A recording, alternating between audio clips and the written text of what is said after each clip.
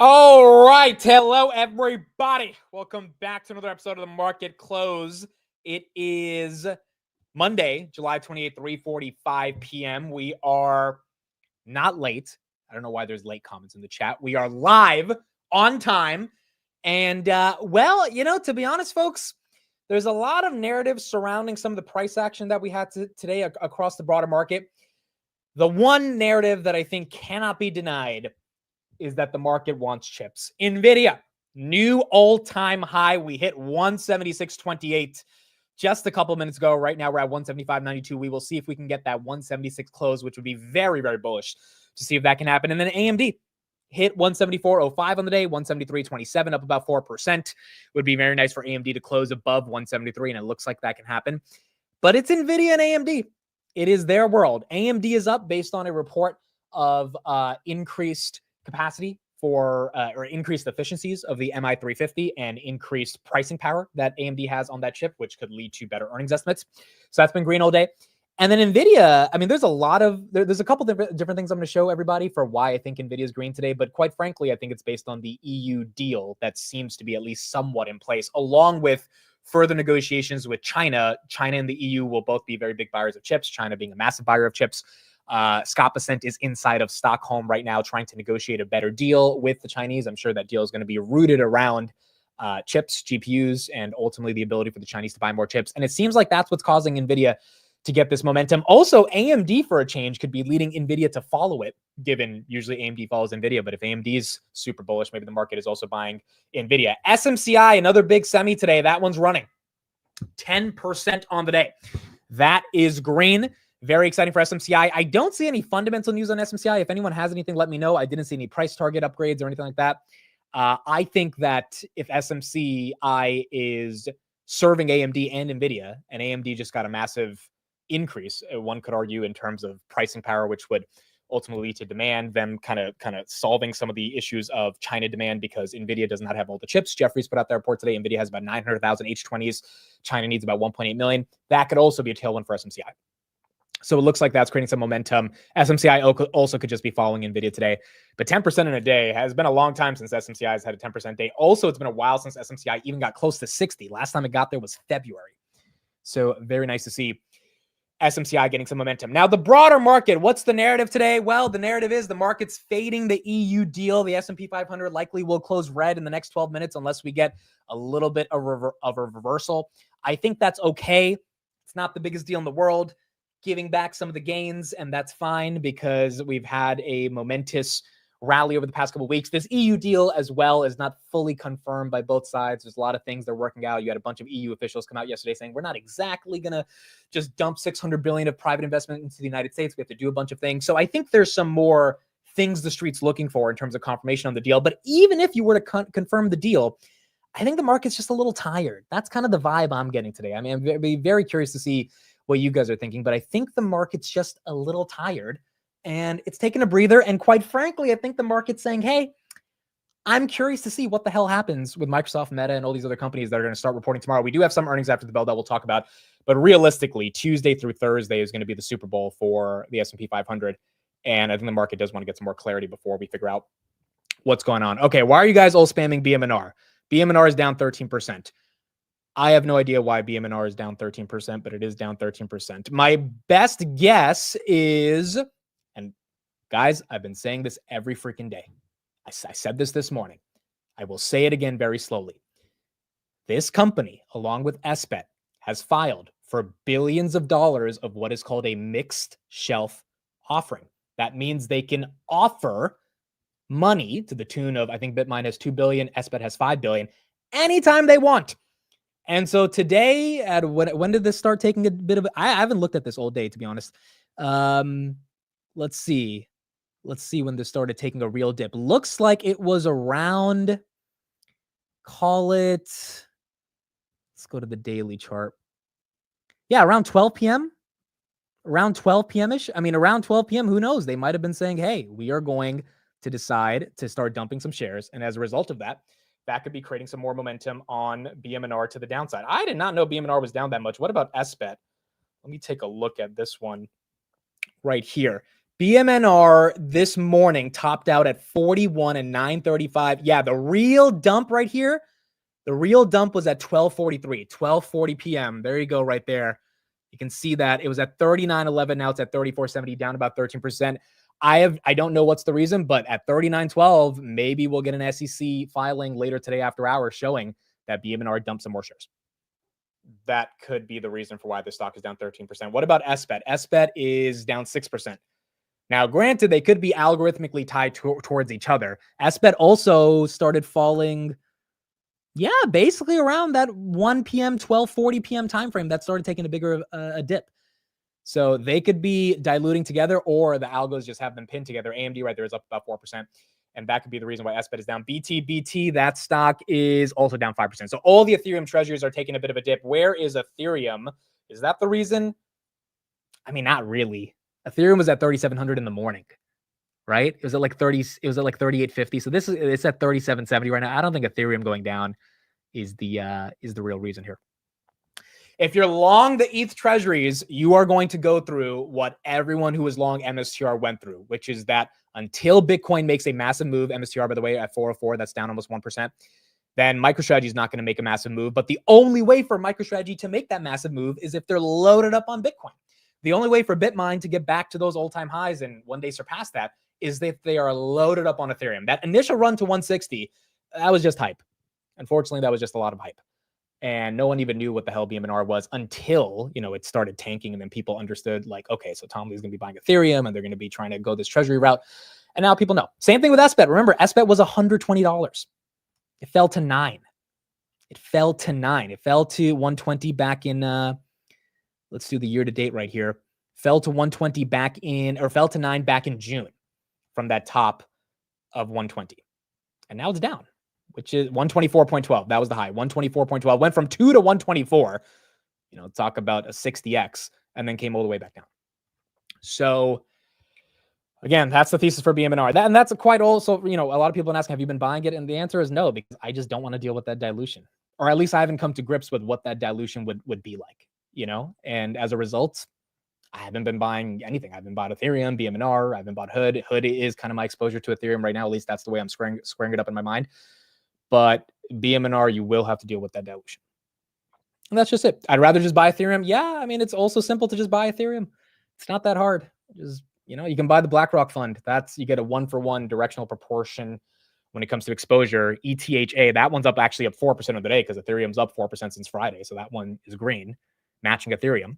But if Ethereum falls 2% and BMNR falls down 12%, I'm very curious to see if they diluted, and maybe we'll get a form at 4:30 p.m. today to see if they did. But if not, it's also just the volatility of BMNR. Granted, it sucks on a day like this, but when Ethereum gets to like 4,500 and BMNR goes to like $70, no one's going to be complaining, right? This is just the nature of the volatility that everyone has to learn how to deal with, because that's what it takes to invest in these treasuries. Robinhood right here, 106.50. That one hopefully goes green on the day. Palantir 157.93. So let's talk about the headline on Palantir, because Palantir did fall to 153 today, and then it kind of recovered. So let's get a better understanding of what happened. So the information came out with a headline, and their headline was as follows: Defense Department testing AI to gain leverage over producers like Palantir.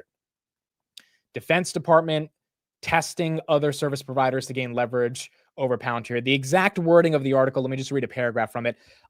Major tech companies, including Amazon, Microsoft, and Salesforce, have been developing AI tools to make it easier for customers to switch between platforms. These new AI capabilities are designated to write code that transfers corporate data between applications or converts older programs into newer formats, potentially freeing customers from vendor lock-in situations. Government officials view these tools as potential leverage in contract negotiations with current providers like Palantir, as they could credibly threaten to migrate agency data to competing analytics platforms such as Microsoft's Power BI. My take is a little bit of a, okay, sure. Because if this is true, we don't know exactly if this is true, but if the information is correct on this reporting, the fact that they don't want to be so dependent on one company, aka Palantir, is bullish, because it shows how much they need it currently right now. I made sure to include currently right now, and some of you guys got that in the chat. While they can diversify and try other strategies, all roads lead back to software that is actually transformational. And another way to think about it also is, I think whatever tools or different types of programs they want to try, Palantir is an operating system. And that operating system is something you inevitably need to connect all those tools together. So to me, they can look at different tools or all this different types of programming in terms of trying to figure out a different vendor or a different or trying to diversify their AI spend from different vendors. But that does not mean that you get rid of Palantir. And then you got Chad right there. They do know the platform is open. Check out the interoperability site. That's the other thing about Palantir. One of the beautiful things about Palantir, going back to the most basics, is KLLMs, right? The idea that Palantir is interoperable and can work with a variety of different platforms. Chad was on the channel a couple of weeks ago talking about their entire interoperability push, which is that if you have Databricks or you have Salesforce or you have this or you have that, you don't need to leave those legacy platforms to be able to get the value of something like Palantir Foundry. So that was a dip to 153, and then it kind of didn't last. I mean, back to 157.94. It's going to take a lot more than a headline that the DoD is trying to potentially look at different solution providers to take Palantir down, especially when, you know, Palantir is still the one with all the contracts. And at the end of the day, those contracts don't seem to be going away anytime soon. Wow, Nvidia making a push in the final 5 minutes of the market, 176.58. Not bad. Not bad on Nvidia. Very nice to see this. AMD as well. Nvidia's been kind of lagging AMD all day. AMD 173.77 looks like it'll get hopefully the 173.50 close, if not 174.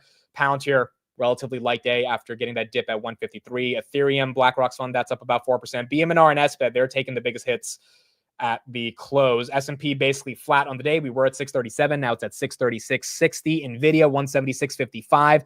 And then Tesla also not a bad day, 326. We'll talk more about Tesla after the bell. Robinhood hopefully gets a 106.50 close. SMCI still up 10%. Applied Materials up 3%. Zillow's up a little bit. Open Door, ugly day, down almost 10%.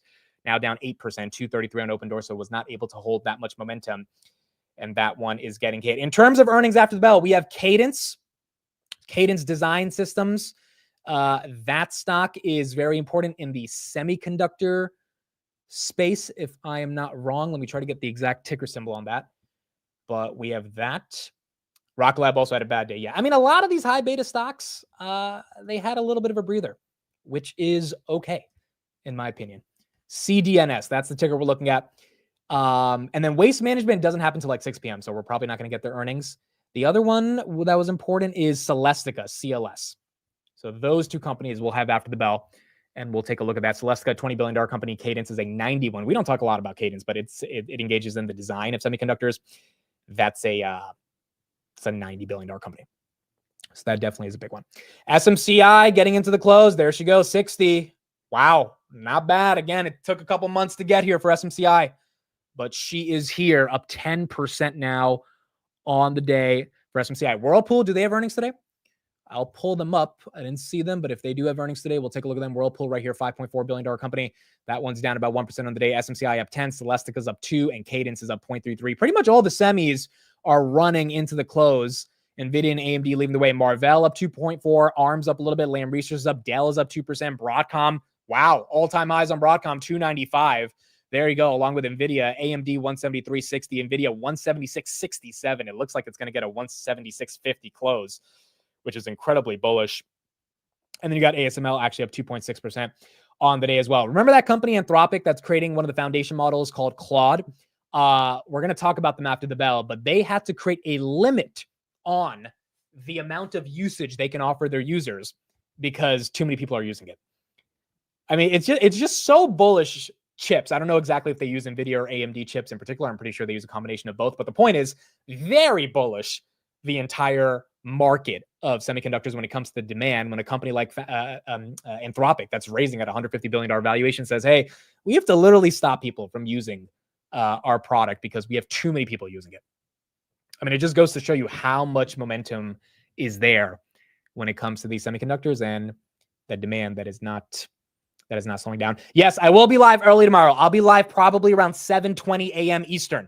7:20 a.m. Eastern for SoFi, PayPal, Spotify, all those companies. So 7:20 a.m. Eastern, we're going to be starting about an hour and a half early tomorrow.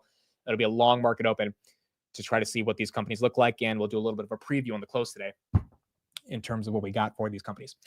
All right, folks, here we go. It is Monday, July 28th, 4 p.m. Nvidia has just closed at a $4.3 trillion market cap, 176.74. The stock market is now closed.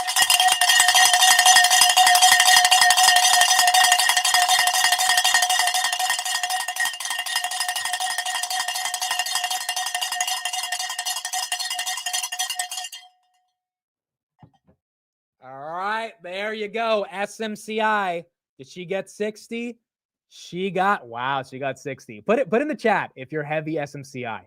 Put in the chat. I know there are some people that absolutely have been long this name for the past year, and it's been in the gutter for the past couple months, but it has resurged today, up 10.7%. Palantir information report basically was a nothing burger, 157.88. I mean, honestly, the report was laughable when I looked at it, but like the fact that it caused the dip just showed that the algos were trying to trade it as much as they could. Again, the report for those that are just joining is that the DoD is looking for other vendors when it comes to AI systems, or quote unquote testing other vendors.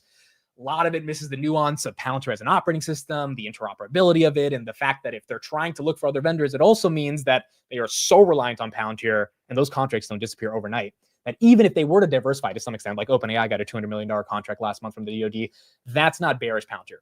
That just means, hey, there's a lot of demand in this space, and Palantir is likely going to suck up a ton of that demand as they become, and they continue to become, the current operating system of a majority of these agencies that exist. S&P 500 right here, 637 after hours. That's green. Nvidia, 176.75. What does AMD get? 173.60. 173.60 on AMD, which is not too bad. Bitmine, ugly day, down 11%. It was down 14, so a little bit of recovery towards the end of the day. Nvidia, again, 176. Tesla, 325. We'll talk more about Tesla. Robinhood, 106.77, up about 2% of the day, which is not too bad. Zillow right here, that's up 1%. Rocket Lab took a 5% haircut on the day. Amazon, 232, that's green. Duolingo, they got a downgrade by JP Morgan, and basically JP Morgan said, hey, we think engagement on Duolingo is really bad, and we downgraded to like $450. So still, their price target is well above the current price right now. But the basis of the report is that, from my understanding, they think AI could potentially be losing user engagement on Duolingo. And I mean, I guess we'll see on their earnings if AI is actually hurting them. I think AI is only becoming a tailwind for Duolingo, but maybe that's the case. And less user engagement, less revenue. So that's the bear case right now in Duolingo by some of these companies. Apple right here, 214. Marvell's at 75.91. That was up 2.29% on the day. Grab is up 1% after hours, 534. It closed 528. I think a lot of Grab's price action has been stuck within 525 to 550. We're going to need earnings to really give us an understanding of what's going on. But that one is up a little bit. I think we touched 540 after hours. So Grab 537. There you go, 1.7%. That is a big gain. If you're asking why is Grab moving up, why did Grab get to 590 last week? I mean, a lot of it to me is just like people toying with the stock at this point after hours and in the pre-market. And I think until we get earnings, a lot of this stuff is just random moves. So we'll see if there's anything there. But I think now it's kind of waiting for earnings to solidify any larger move that can happen on Grab. Okay, CNDS, we got earnings. We got earnings, folks. CNDS, what do we got? Cadence Systems is green, up 5.3. Up 5.3. That is green. CLS, I'll get the numbers in a second. CLS is also flat. So that one's not moving. Cadence is moving. That's green. Let me see if I can get some of these numbers. Let me know in the chat if you own this. I know a lot of people type that they own SMCI, so it's a very nice day for the SMCI folks. Yeah, decent amount of you, pretty heavy in SMCI. We'll talk about Figma in a little bit as well. But Cadence, let's see if we can get some up on that. I don't have the numbers yet. Let's see if this has the numbers. Okay, here we go. EPS beat by 6%. Revenue, wow, it's still going, 7%. EPS beat by 6%. Revenues beat by 2%. 1.27 billion versus 1.25. EPS 165 versus 156. EPS up 30% year over year. Revenues up 20% year over year. Market loves it. I mean, you couldn't have a better day than today to report these earnings, especially in the semiconductor space, given Nvidia and AMD and SMCI had a massive day. So this one seems relatively bullish for Cadence. Decent amount of you own Cadence as well. We don't talk enough about this company. I feel like we should, given it's a $100 billion market cap, and I personally should probably do some more research on it as well. But it's up 7.28% after hours. That is green. Celestica, no earnings on that yet. Grab right here is at 540 after hours. That's up about 2.2%. AMD, flat, got the 173 close. SMCI, slightly down after hours. Palantir, a little green. Open Door, a little green as well. Ethereum, 37.90. And then SBET is a little green. Bitmine, again, ugly day. Maybe they diluted. We'll find out when they release any forms. That stock is down 11.38%. Cadence keeps going and is not stopping. Wow. Not bad. Tilray does have earnings as well. I'll pull up their ticker.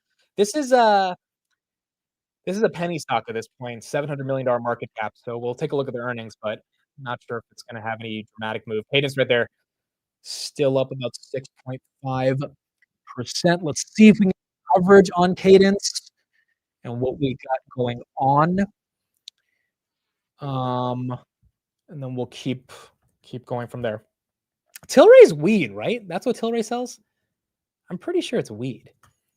I feel like, yeah, it's like they it's a variety of different products, but weed is the main one. That stock vape went up today, VAPE, by like 500%. Where did it end? Because of raising money for a Bitcoin, or not Bitcoin, a crypto treasury. Yeah, it ended the day 550% up.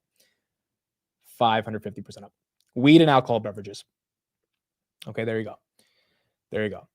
See, grab after hours, dude. It's up 3%. It's just, it did this last week. It wasn't it on Monday last week. Yes, it literally was on Monday last week.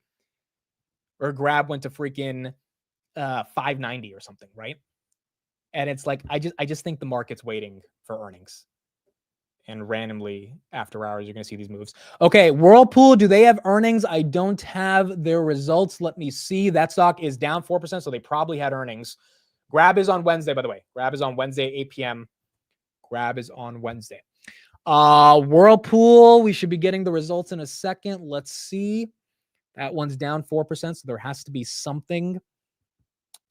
Don't have it yet, but let me see if I can find. Cadence Design is expected to pay over $100 million to the U.S. to settle a probe into illegal sales to a Chinese military university.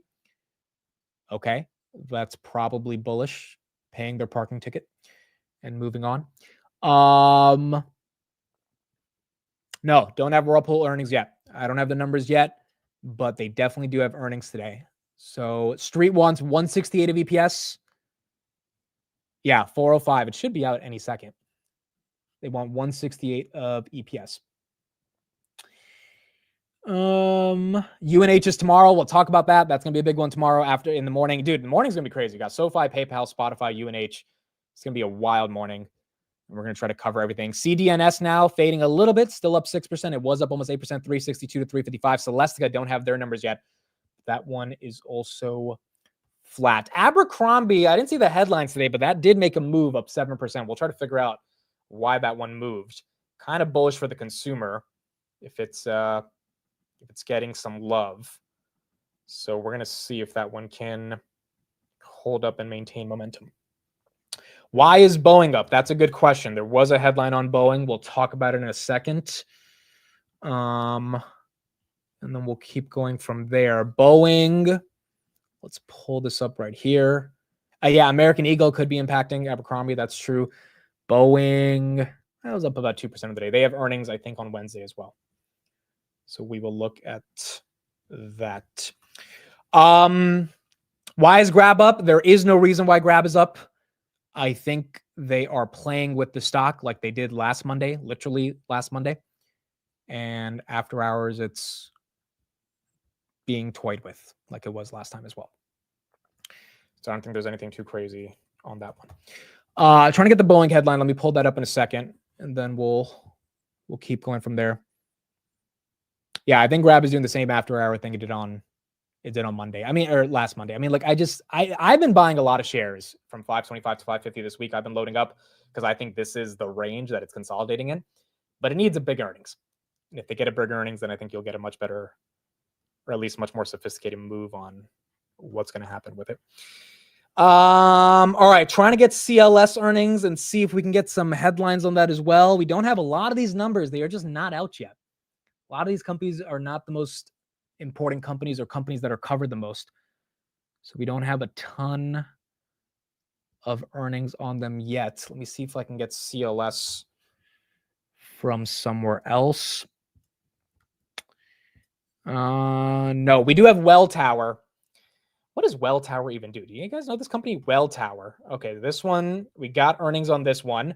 Ticker symbol WELL, flat. It's a $103 billion company. I feel like I should know it. EPS 45 cents. That came in line. Revenue $2.54 billion versus 2.49. That's a beat by 2%. Revenue's up 40% year over year. EPS is up 7%. What the heck is Welltower? Welltower. Real estate investment trust company. Okay. No, sorry. That's a different company called Welltower. This is a healthcare company, I believe. It seems like, yeah, healthcare infrastructure company. Well, technically it's healthcare real estate. Okay, so it's kind of the same. Healthcare real estate. UNH is tomorrow, guys. UNH is tomorrow. It's not today. UNH is not today. It's tomorrow. Welltower's real estate spent 2 hours last week registering for their vendor portal. Nuts. Yeah, it looks like it's healthcare real estate. That one, big beat on revenue, but that one not moving too much. That's up about 1% after hours. BM&R up a little bit. Grabs up 2.27. Cadence still holding 7%. And Celestica, don't have their numbers yet, but that one is flat after hours as well. Rambus is under the radar. That one also did have earnings. That stock beat by 6% on EPS, 53 cents versus 50. And then revenue 172 versus 166. Revenue's up 30% year over year. EPS is up 60%. Honestly, I don't know Rambus either. $7 billion company. That's up 2% as well. Is this a semiconductor? Wow, it is a semiconductor. Yeah. It looks like they operate in memory interface on chips. And it looks like the biggest segment of their business right now is data centers, which obviously makes sense. Memory patents. Yeah, there you go. Revenue is up 43% year over year, 81 million. And quarterly cash flows from operations are 94 million. So again, not a massive company, $7 billion company doing 81 million in revenue per quarter, but growing like crazy. And one of the reasons it's growing like crazy is because there is demand across the entire supply chain for these semiconductor names, up 43% year over year. Dude, it doesn't seem like they compete with Micron per se. Maybe they're somewhat in that world. But Micron's growing at like a different level, dude. Micron's doing like 8 billion a quarter or something. So it feels like there's a different world in which they operate in. Rambus, that is up about 2.34%. Bitmine's up a little bit. Grabs up 1.52, and then AMD, that is flat after hours. CDNS, that is the story of the one that's moving. Let's get an update on Whirlpool's revenue so we have their numbers. And then we'll keep going from there. Actually, let's do Cadence and Whirlpool together. And we'll get some of that coverage. EPS adjusted coming in at $1.65 with revenues of $1.28 billion. For those that don't know, it's an electronic design automation firm. They provide the software for building chips. And despite the tariffs, the company said in their release, they're raising their full year revenue guidance to a range of $5.21 billion to $5.27 billion, which is higher than the street estimates. The same case for their full year EPS, also coming higher than estimates. In the earnings report, Cadence also says they expect to benefit from approximately $140 million in reduced cash tax payments due to the immediate expensing of the U.S. R&D expenditures under the One Big Beautiful Bill Act. Separately, and this came out moments before the earnings release, Cadence Design is expected to pay over $100 million to settle a U.S. probe into illegal sales of chip designs tools. This, according to Reuters.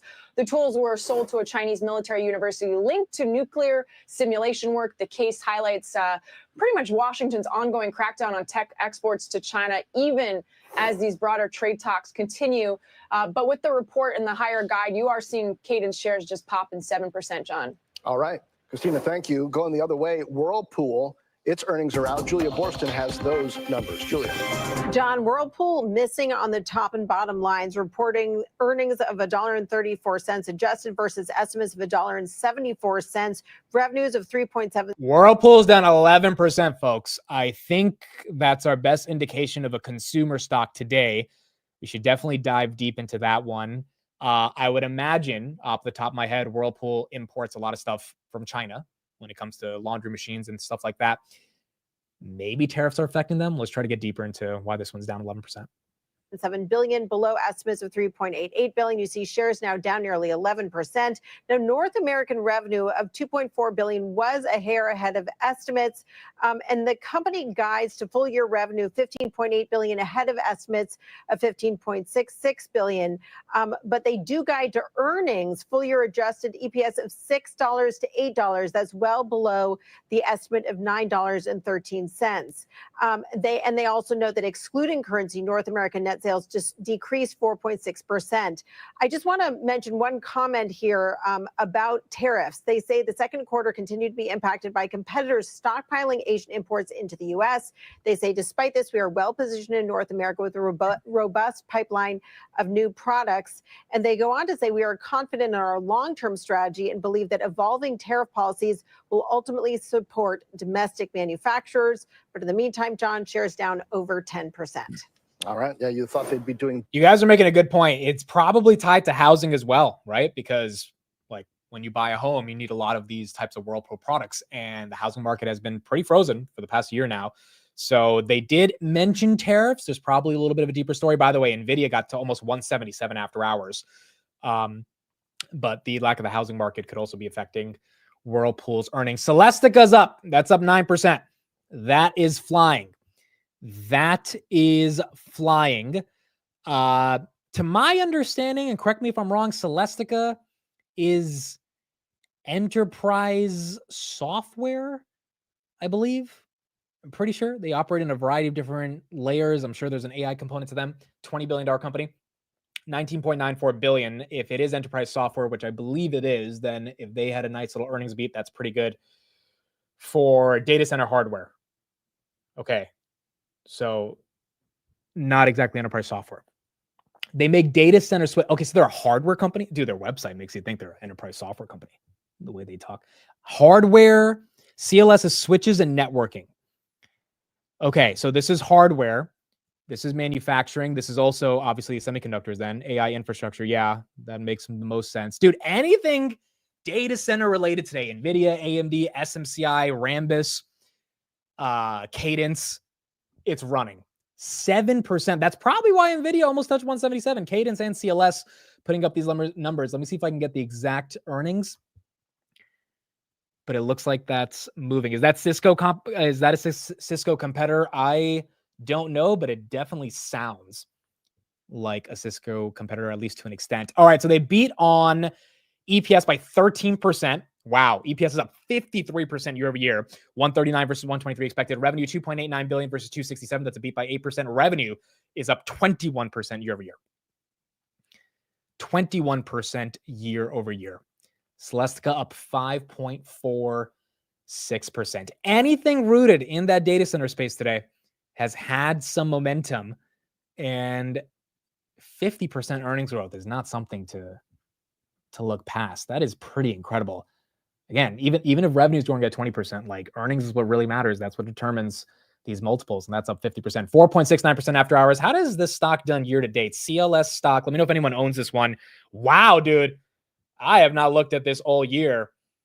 I don't think a lot of people have. At least I haven't seen a lot of people talking about this. 90% up year to date. 90% up. It makes sense. This one is kind of a sleeper. If they make AI infrastructure inside of data centers, especially when it comes to switches, I mean, you have more data center demand, you have more GPU demand. Yeah, you're going to have more Celestica demand. 90% up this year. Wow. What a sleeper. It's your biggest position. Not bad. Not bad. Yeah, it's part of the Nvidia bubble. That's what it's part of. Dude, it's just like Nvidia has set the framework for so many of these different companies to gain momentum. And it looks like those companies are pulling through on earnings. Well, if these companies are having good earnings, it makes me pretty damn bullish for two things. A, Nvidia and AMD, because they should be following through and leading a lot of these companies. Whirlpool still down 10%. And cloud computing. The only reason Nvidia and AMD are selling these many chips is because there is software that is running on those chips. And for that software to run, you need cloud computing providers to handle all those AI workloads, aka GCP, Azure, and AWS. Now, GCP already crushed. Google stock price did not reflect it, but they did crush objectively. Microsoft on Wednesday and AWS on Thursday will kind of give us a better indication of if those two companies are crushing as well. NVIDIA right here, 176.75. CLS still up 6%. Then Cadence now up 8% on the day. Oracle, also very bullish for Oracle. Obviously very bullish for the entire semiconductor stack. SMH as an ETF itself. SMH was up 1% today. SMH year to date is up 19%. The S&P is up 8%. So beating the S&P by double just by betting on the semis. AI networking is growing faster than the number of GPUs. Yeah, and that's also bullish for Arista. And they had a nice little move last week as well, up about 2% on the day. So VRT, VST, all the data center plays. I mean, just like that whole tech stack is not slowing down. VRT was up 3% today. VST was up 2%. When the market is not saying that that narrative is gone, and as long as these companies keep putting up the earnings, I think the market leans into that narrative more than anything. Tesla right here up a little bit after hours as well. And then Robinhood 106.77. Yeah, ANET, that's another one that is very important to take a look at. ANET, that's up 3%. Tilray, did we get earnings on that? Is that red? That is flat, down about 1%. Nothing too crazy. CLS and CDNS were the big ones today. Both of them basically up about 7%. Grab pumped and is now red. Yeah, I wouldn't read into the after hours moves on Grab, dude. I think it's been manipulated a lot over the past week. Not manipulated in a bad way. I think something's going to happen on earnings. I don't know if that's up or that's down, but you've been seeing a lot of weird price action, especially after hours in the pre-markets. Then during the day, it's kind of flat. And yeah, I think if we get a good quarter, we will see this either go in either it's going up or it fades on a good earnings. And if that's the case, then I'll just buy more, because as long as the earnings are good, that's what matters to me. But the call volume's bullish, the options activity is bullish. The question is, can they give us a monster quarter? And maybe it's not this quarter, maybe it's Q3. But Wednesday, we're going to have a better understanding. CLS still up 6.29%, Cadence up 7.8%, and Nvidia did almost touch 177. That's still at 176.92 now after hours as well. Yeah, Grab back to 3%. Dude, you see it's going up and down randomly. It'll go from 540 back to 525 to back to 540. I mean, a lot of it has to do, I think, with what's going to happen going into earnings. Now, speaking of chips and all these chip names that are flying, let's get a little bit more coverage on that Tesla Samsung deal that was super bullish, and Tesla got about 2% today based on the $16.5 billion deal that they now have with Samsung. Total revenues and runs over the next 8 years, with Elon Musk even suggesting the total amount is, quote, likely to be several times higher. Samsung will manufacture Tesla chips. They're called AI6, and it's going to happen in their new fab in Taylor, Texas, which should be up and running in 2026, which was originally the plan, but I'm seeing some reports saying these won't be ready until 2029. The chips will be used to power Tesla's self-driving technology, possibly humanoid robots, and then even possibly data centers. But this push is really part of Elon Musk's plan to restructure Tesla away from just selling electric vehicles and into selling AI and robot-based services like self-driving cars. On X, Musk wrote, quote, the strategic importance of this is hard to overstate. He added that the facility is close to his house and that he'll be, quote, walking the line personally to accelerate progress. For Samsung, though, this could be a comeback moment. Its chip business has lagged behind TSMC, Taiwan Semiconductor, which still makes Tesla's current AI5 chip. The Tesla win could finally breathe some life into Samsung's 2-nanometer ambitions. That's pretty much cutting-edge chips, which are faster and more power-efficient, designed to power the AI revolution. But it also raises the question, why didn't Tesla choose Intel as an alternative to TSMC, especially if it's built here on American soil and it's an American company? That said, there's still so much we don't know about this deal. Production won't start for a while. There's no clear timeline. And Samsung may have offered steep discounts to secure the deal. And I say that because TSMC made the chips before. Now it's Samsung. So it's a lot of back and forth. Still, this is a major strategic win and possibly a loss for both TSMC and Intel. Melissa. The other reason it's bullish for Tesla is because TSMC guaranteed Tesla the ability for Elon to literally walk the line of the factory to be able to customize the manufacturing process that Elon knows a little bit about, to be able to make it as efficient as possible. So I think Elon really wanted that freedom and autonomy to be able to work with them versus just like giving them the contract and then never being able to have any input on the process. And that's something that the other companies might not have been willing to give up to Elon. When it comes to chips, the leader is Mr. Jensen Huang. Here's what he had to say today when he was asked on if he's going to be working on Nvidia for the rest of his life. 2050 year, as you just mentioned, I'm super excited for you to mention that at this chat. So I wonder, would you be attending Dr. Wang's 2050 in Hangzhou, and also any further collaborations between Nvidia and Alibaba? There is no question in 2050 I will still be working. Okay. You know, Alibaba is one of the deepest computer science companies in the world. This is one of the underappreciated capability in China. You know, China is one of the few areas in the world, few regions in the world where deep expertise in deep tech, but also computer science. Computer science is a very young science, unlike the physical sciences and biological sciences. Computer science is only about 25 years old, only 30 years old.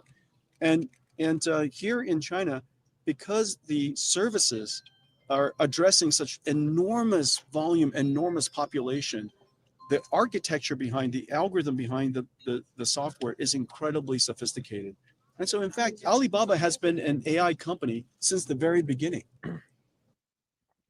Jensen trying to secure that Alibaba demand for chips. So there he is. He's saying he will be working until 2050. I mean, you can't doubt him either. You can't doubt. I mean, if Jensen wants his way, you would imagine he probably does want to work that long. Google right here, flat after hours. Cadence still up 8.2%. Not slowing down. That one hit 362, just under that level right here. And then Celestica following suit, up 7.5% after hours. Nvidia very close to 177. It has not touched it yet. It's at 176.95, was at 176.99 a couple minutes ago. And it looks like that one wants to go higher. Whirlpool cut their dividend today as well. Okay, that could definitely be affecting them. That could definitely be. Wow, down 13% now on Whirlpool. It's a pretty nasty quarter if they're cutting guidance and they're saying tariffs are going to cause an issue. And then the housing market stuff, I think, is a very fair point that that you guys made as well. They refinanced $1.2 billion of their long-term debt at a 6.3% rate. GAAP net earnings margin of 1.7%. That is a really not large margin on their earnings. Sales are down 5% year over year. Net sales are down 3%. GAAP net earnings are down 70%. I mean, this is just look at this. This is just ugly across the board. Ugly across the board. But I'm sure most people have seen or used a Whirlpool product. I think we have some in my own house. But obviously the lack of a housing market probably could be affecting this at a much higher level. So that one's getting it. Home Depot earnings will be important along with Lowe's. Home Depot and Lowe's will be very important to see kind of what the state of the housing market is and the consumer. Along with Walmart too.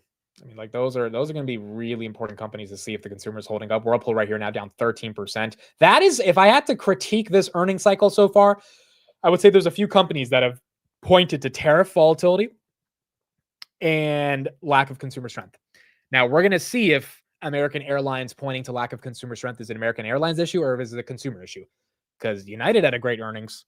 Delta had a great earnings. Southwest had a great earnings. That seems like it's an American Airlines problem, not really a travel demand problem. But nonetheless, that's what they said, right?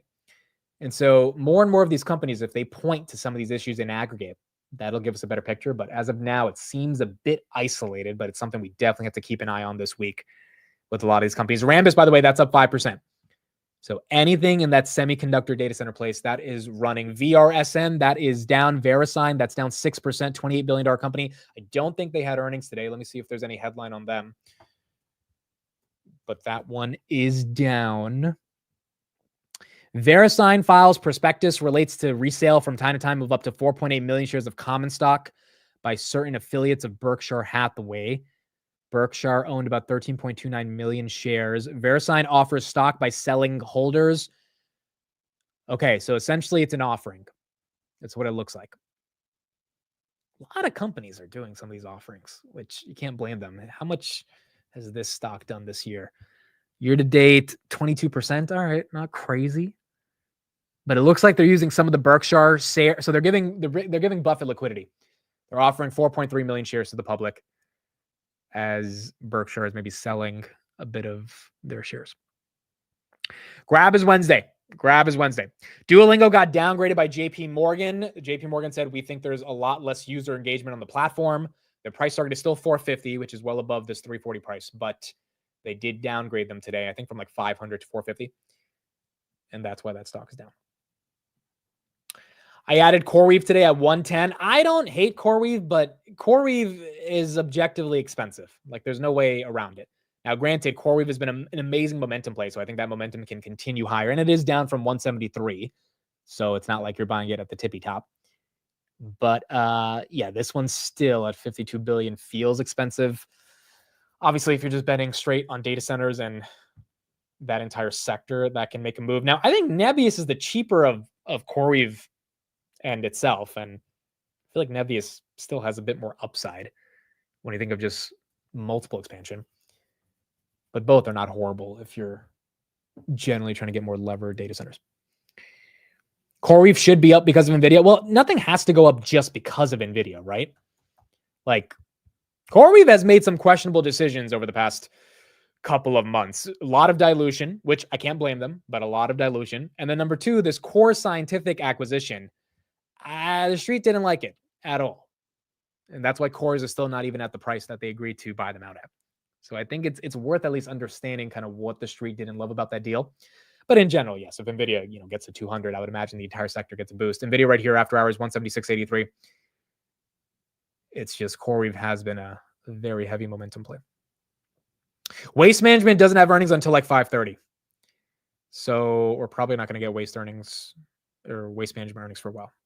Palantir held up surprisingly well for a beta slaughter day. Yes, I agree. Again, there was an article that came out trying to say that the DoD is diversifying from Palantir. Really wasn't a lot of substance to the article, so it took a little bit of a dip to 153 and then kind of recovered. I don't think the market cares that deeply about these articles without substance. Like, there's just too much lock-in with Palantir and the broader government. And the fact that the DoD is even considering diversifying means that they realize they're so reliant, which people are like, that's bearish. I'm like, no, that's bullish. The DoD is not going to get off of them tomorrow. Maybe they don't give every new contract to Palantir, but that's okay, right? The goal for Palantir is not to literally just get every single contract from the United States government. It's to get contracts from the Japanese government and the South Korean government and the European governments. And like, that's something Palantir is actually not the best at in terms of international expansion. That's what they got to do. And you can't expect them to get every single contract forever. But the fact that the DoD is recognizing, hey, there's a lot of stuff here that we're giving to Palantir, to me is more bullish than not. And again, the broader question is, hey, is the DoD actually going to find a worthwhile alternative? Maybe, maybe not. And if they do, and Palantir's like, well, wait a second, we can work with that alternative. You don't have to just leave us. We can just plug into their system. Then that kind of solves the problem as well. That's the whole MMDP stuff that Chad's been talking about recently. So it kind of was a nothing burger in terms of a headline. Boeing right here, that's up a little bit after hours. Abercrombie and Fitch, that was up 7% on the day. And then Bitmine up about 1% after hours right now. This article is sponsored by Snow. They have not announced Misty's next dividends yet. Although I was reading some stuff this morning that said it might be under $1. That would suck, dude. That would suck if the dividend is under $1. Like, I'm expecting it to be above 120 from last time. But maybe that end of month decline on MSTR could reduce the dividend. So we'll probably get the exact price of it later. These were the top 20 stocks that were traded in the options market today. You had Tesla, Nvidia, AMD, SMCI, and Palantir. Palantir again in the top 5. SMCI making its way to the top 5. Then you have Intel, SoFi, BlackRock's Bitcoin fund, Google, Amazon, Apple, UNH. For all those ready for UNH tomorrow, that'll be a big one. MicroStrategy, Marathon, CoreWeave, Hood, Google, TSM, and Coinbase. So these were your top 20 stocks that were traded in the options market. Mate, where's your water bottle? Boom, baby. Been drinking water all day. Been drinking. I got my sleep score, got my Fitbit, got my water, bro. We are trying to do it right now when it comes to being a bit more healthy. Duolingo right here, still up after hours. Grab holding 2%, and then Nvidia. She's trying to break 177. They're not letting her. 176.99. CLS is up 10%. There you go. Wow, that one's moving. 10.4. 10.4%. Okay, SoFi, let's ask the chat right here. Pump or dump? What do we think? We did Hood in the morning. I think a majority of you said pump versus dump. I think it was 60-40. SoFi, pump or dump for tomorrow? We'll do this for a bunch of them. We'll do SoFi first, then UNH, then PayPal. But let's see SoFi. Let's see SoFi. Yes, that's not a Yeti mug. It's a bootleg version of a Yeti mug. but it still is it looks like a Yeti mug basically. So it's the same thing. What does Steve think of SoFi? Dude, I asked him on Friday on the close. I was like, what do you think about SoFi? And he just shrugged his shoulders. Like, he has lost all love for that company. He was one of the first bulls on Seeking Alpha writing articles about SoFi. And he is just completely not cared anymore about the stock. Even though he has all of his shares, he doesn't have any covered calls on them. But yeah, he is like lost a lot of his original love on the stock. It is what it is. It happens sometimes. Now, granted, if SoFi gets anywhere near freaking 30, I think he'll get some of the love back. CLS still moving, 11.3%. 11.3%. Yeah, I think he likes milk more than SoFi, dude. I think he likes milk more than SoFi. Okay, Figma, let's talk about that. By the way, initial reaction, 57% of you say pump. 57% of you say pump. So I requested Figma shares today. I requested them. I requested 75 shares. I put my price at 34. The original IPO price was 28 to 33. 25 to 28. Now it is 30 to 32. I bid at like 33.50 or something like that. The IPO, we found out today, is 30x oversubscribed. 30x oversubscribed, which is why they had to raise that initial offering price, which is kind of what I thought would happen. It's kind of what I thought it would happen. Bloomberg today reported the IPO is 30x oversubscribed. If you want to get into your order, you're going to have to do it by tomorrow noon. Tomorrow noon is when they stop taking orders. Now, that doesn't mean you're going to get the allocation. That it's going to be a lottery process. And if your brokerage happens to pick you, then you might get your full allocation. You might get one share. You might get 75 shares. You might get 1,000 shares, whatever you allocate for, but it's completely going to be random. Josh says everyone's going to get one share. Yeah, that's what they did with Arrow on Robinhood. I got 0 shares. Some of you guys got 1 share, but this one's going to be hard, dude. You're going to have to be really lucky to get allocation because it just doesn't seem likely given the fact that it's 30x oversubscribed. And Robinhood is not going to have access to the entire flow. Maybe I'm just making up a number. Let's say there's 10 million shares outstanding. Robinhood maybe gets like maybe 75,000 shares, 100,000 shares. It's really up to Figma how much they want to give to Robinhood. They don't have much control over it. So, and then they have to divide that by the amount of people that are asking for shares, and that's all going to be random. So Thursday will be interesting. I think Figma is going to pump, and if I do get my shares, I would take advantage of that pump, but I don't know if it's going to be that easy to get the allocation. So we're going to see on Thursday what happens at Figma. All right, 60-40 pump or dump on SoFi. So 60% of you say pump. I think that's rather reasonable. I know people are a little worried that SoFi could dump as it has in the past, but I think the macro is setting up for them. And as a result, I don't think there's going to be at least the same inclination of the type of move that it had to make over the past couple of earnings. UNH, pump or dump? UNH, pump or dump? Put in the chat how deep people are in UNH. The fact that so many of you were spamming UNH because you guys thought earnings were after hours today shows me that a lot of you guys are in UNH. And I just want to caution, it's UNH. Like, it is not meant to make a super volatile move on earnings. It's meant to be a steady and slow compounder and reverting back to the mean. I don't think there's going to be anything on this earnings that is going to be so fantastic. Also, it's a new CEO. I think he's going to set himself up for some layups in the future. And that means on your first earnings as a new CEO, you kind of sandbag a lot to make sure the next couple quarters are easy to beat. That's exactly what the Snowflake CEO did. I think what's his name? Vivek. What was his name? Sridhar Ramaswamy. I think his last name is the same as Vivek Ramaswamy. That's why I thought it was Vivek. But no, Sridhar. He set up a really easy couple quarters for himself back in the end of 2023 when Frank Slootman left. And Snowflake suffered for the first about 6 months, and then they finally started getting momentum.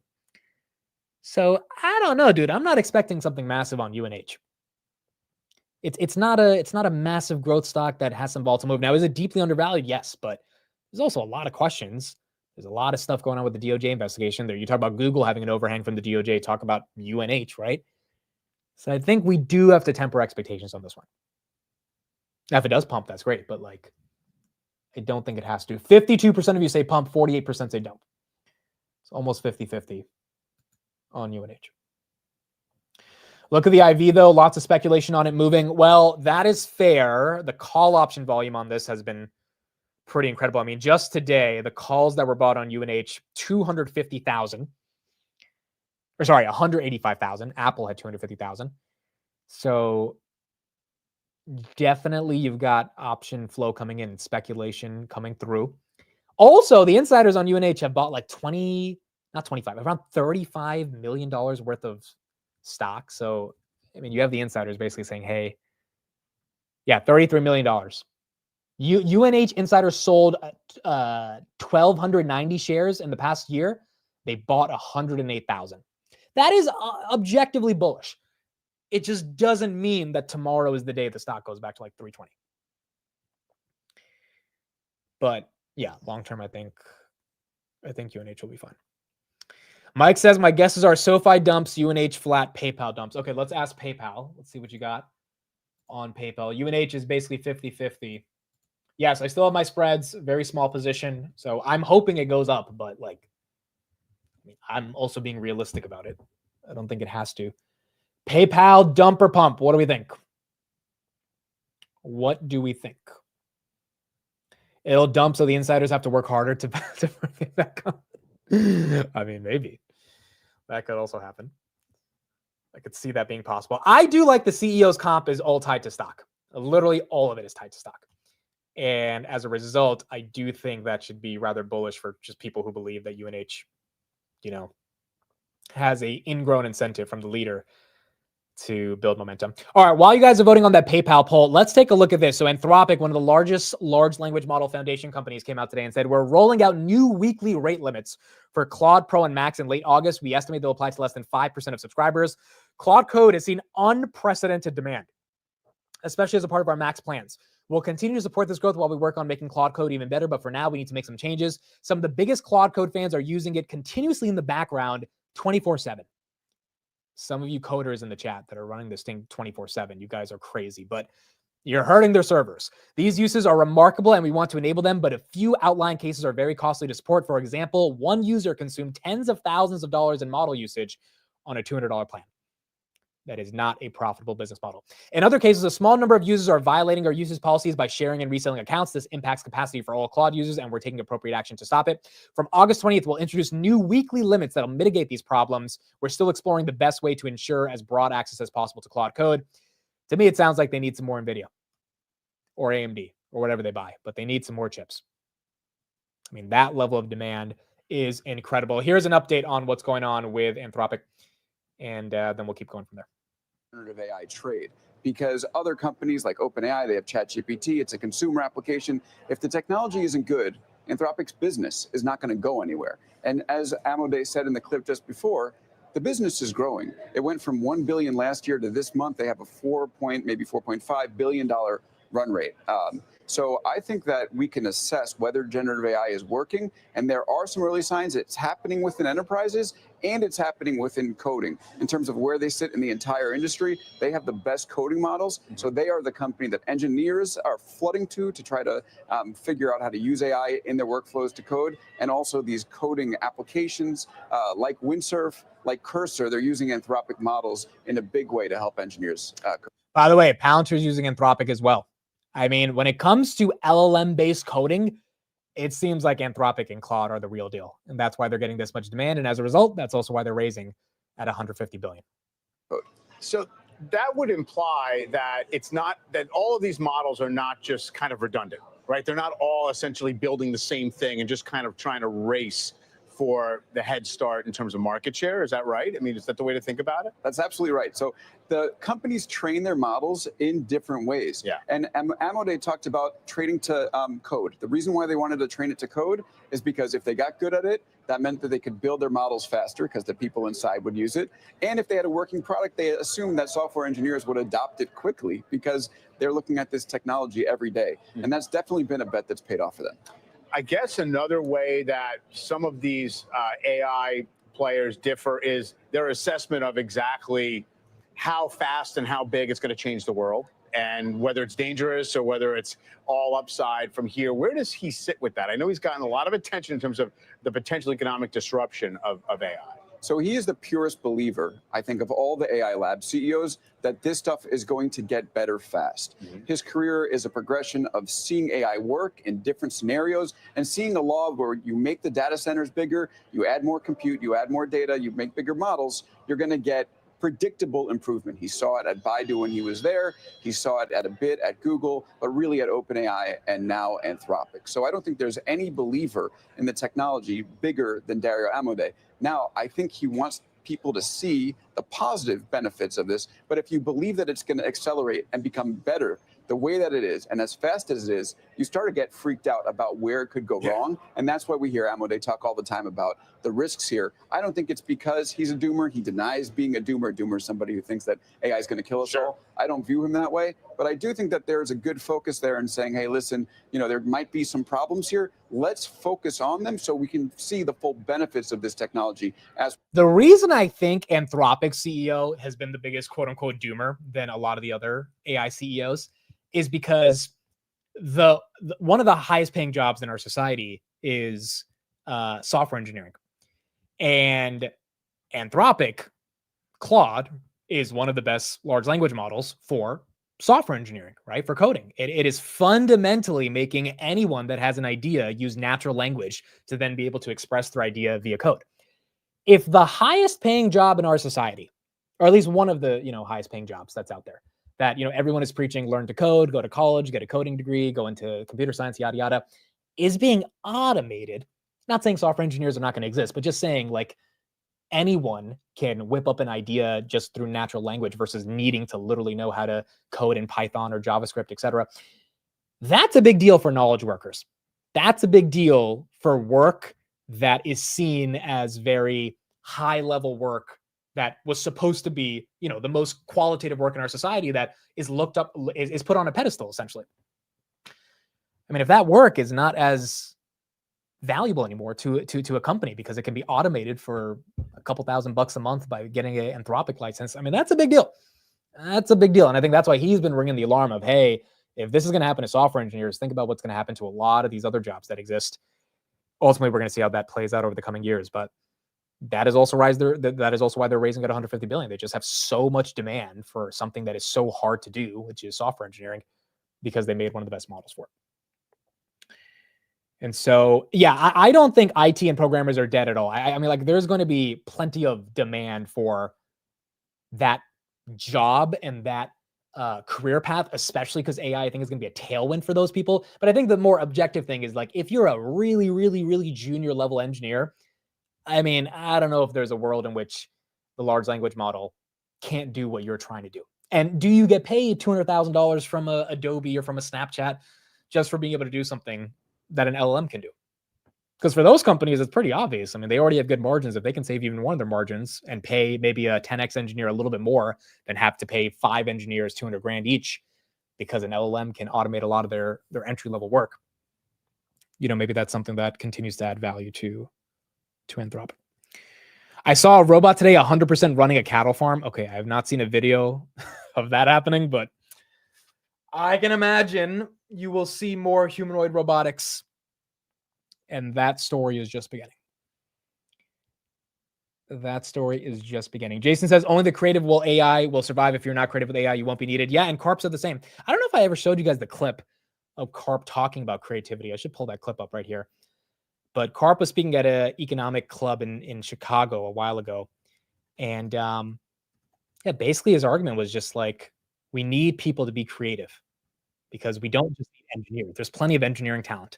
If you can't get creativity with AI, then, what's the point of even hiring the types of these people? Okay, here's the clip of Karp speaking about this. All right, here we go. We got a couple other headlines as well. We'll talk about them after this, but we will take a look at this for a second. Going to do, like, so the people who've applied have been crazy, qualified, but now I'm trying to also figure out, well, how can we do testing for people who, might be valuable because they're creative and maybe they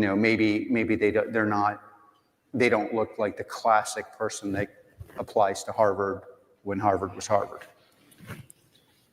over the last several years, the word inclusivity has been huge. And so you got Carp saying, hey, we still want a 10x engineer. But one of the things we're looking for is, are you creative enough to match that 10x engineering with operating in the age of AI? He goes a little bit more deeper into it. If you guys listen to it, I'll link it in the chat if anyone wants to listen to that. But yeah, I think we're going to see a lot more of a proliferation of needing creativity to match being just an engineer. Tesla after hours, that one moving. Tesla is flat after hours. Nothing too crazy with Tesla. 51% of you said dump on PayPal. So most of you guys are saying dump on PayPal, flattish on UNH, and then pump on SoFi. Yes, grab is 8 p.m. on Wednesday when the markets are closed. Guys, don't trust your brokerage when you're trying to get answers for these earnings. Literally just go to the website. Sometimes the brokerages aren't always correct. So if you just type in, like a lot of people are confused about UNH, just go to UNH's website. UNHIR. That's it. And then you will get the exact date from the website. But grab is definitely Wednesday, no matter what your Fidelity says. I can promise you it's Wednesday. And UNH is definitely tomorrow morning. 8 p.m. 8 p.m. will be the earnings, which is 8 a.m. Singapore time. Why is BMNR down 10%? I have no idea. But I will again continue to say, if you're going to be in ETH treasuries, get ready to be diluted. And if you can't handle the dilution, get the hell out. Get the hell out. It's just that simple. If you are not ready to deal with the dilution from these treasuries, don't be in them. Because this is not me. Tom Lee has literally said he wants to be the MicroStrategy of Ethereum. Like verbatim, that's what he has said. Guess what Saylor does almost every other month? Forget every other month, every other week when he was really building up his Bitcoin war chest. He was diluting shareholders so he could buy Bitcoin. That is what will happen with BMNR. That's the one reason I haven't really bought any of the Ethereum treasuries heavily, because I'm just like, I don't want to be diluted. I'd rather just get something that has better exposure.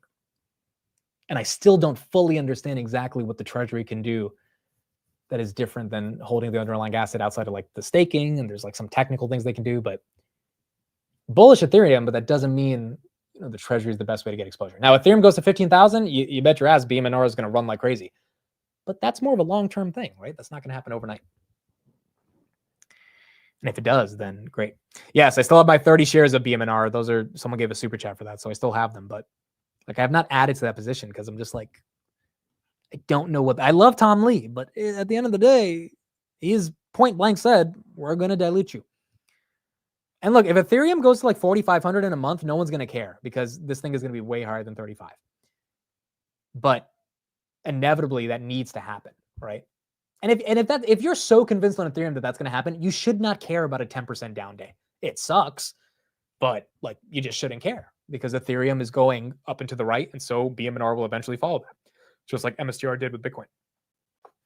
But it takes time, it's not happening overnight. So that's what you got on BMNR.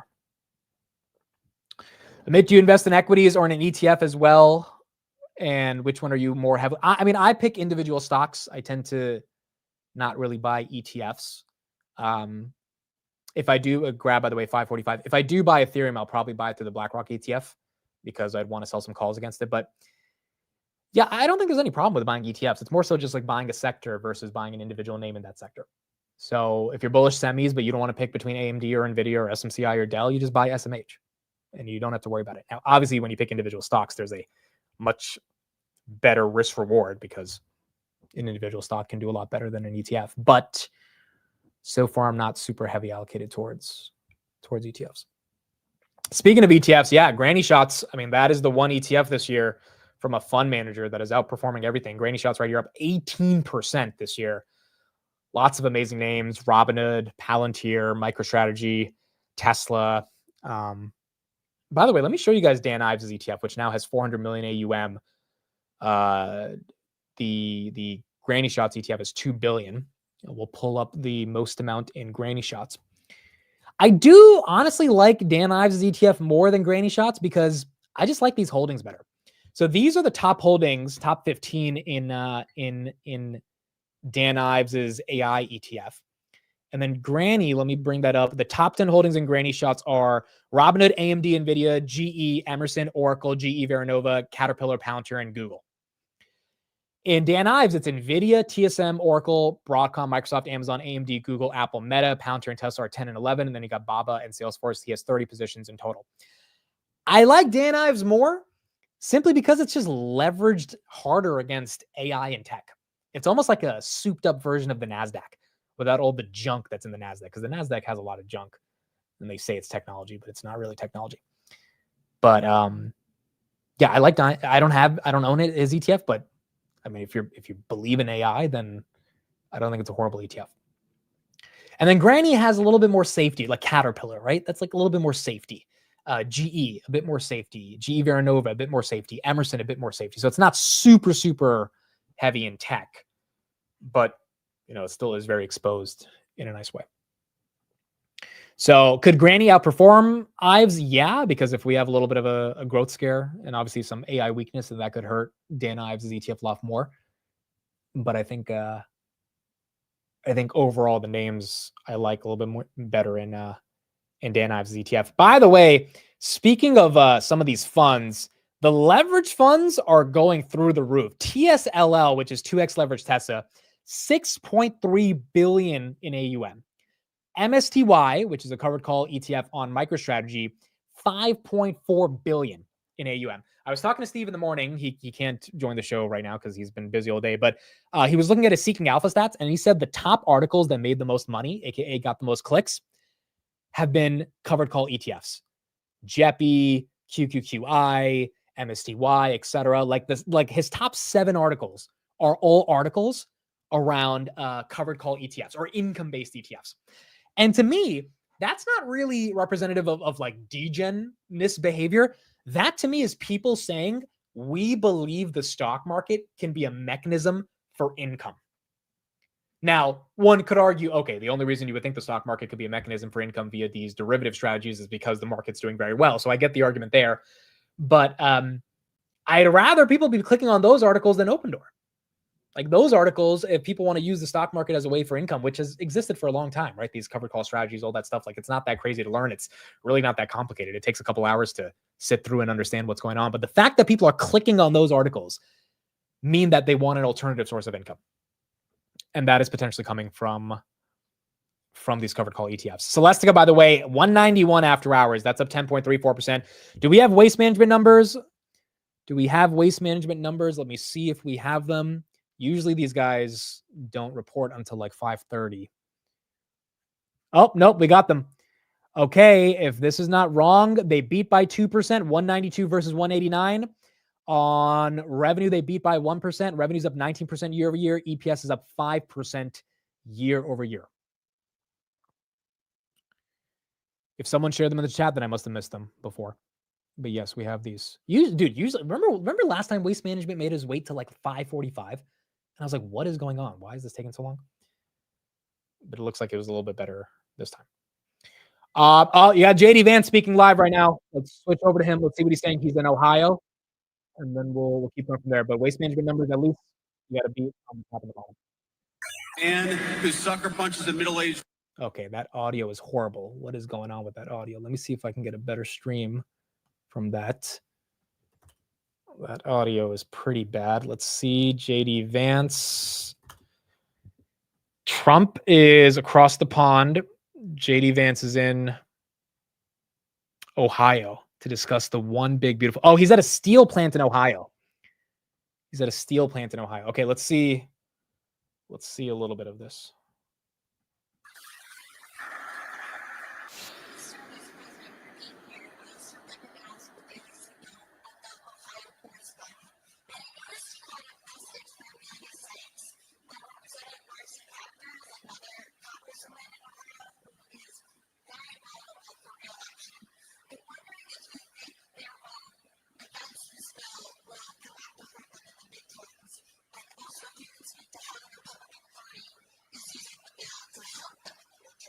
Dude, this audio sucks too. It's weird audio. Yeah.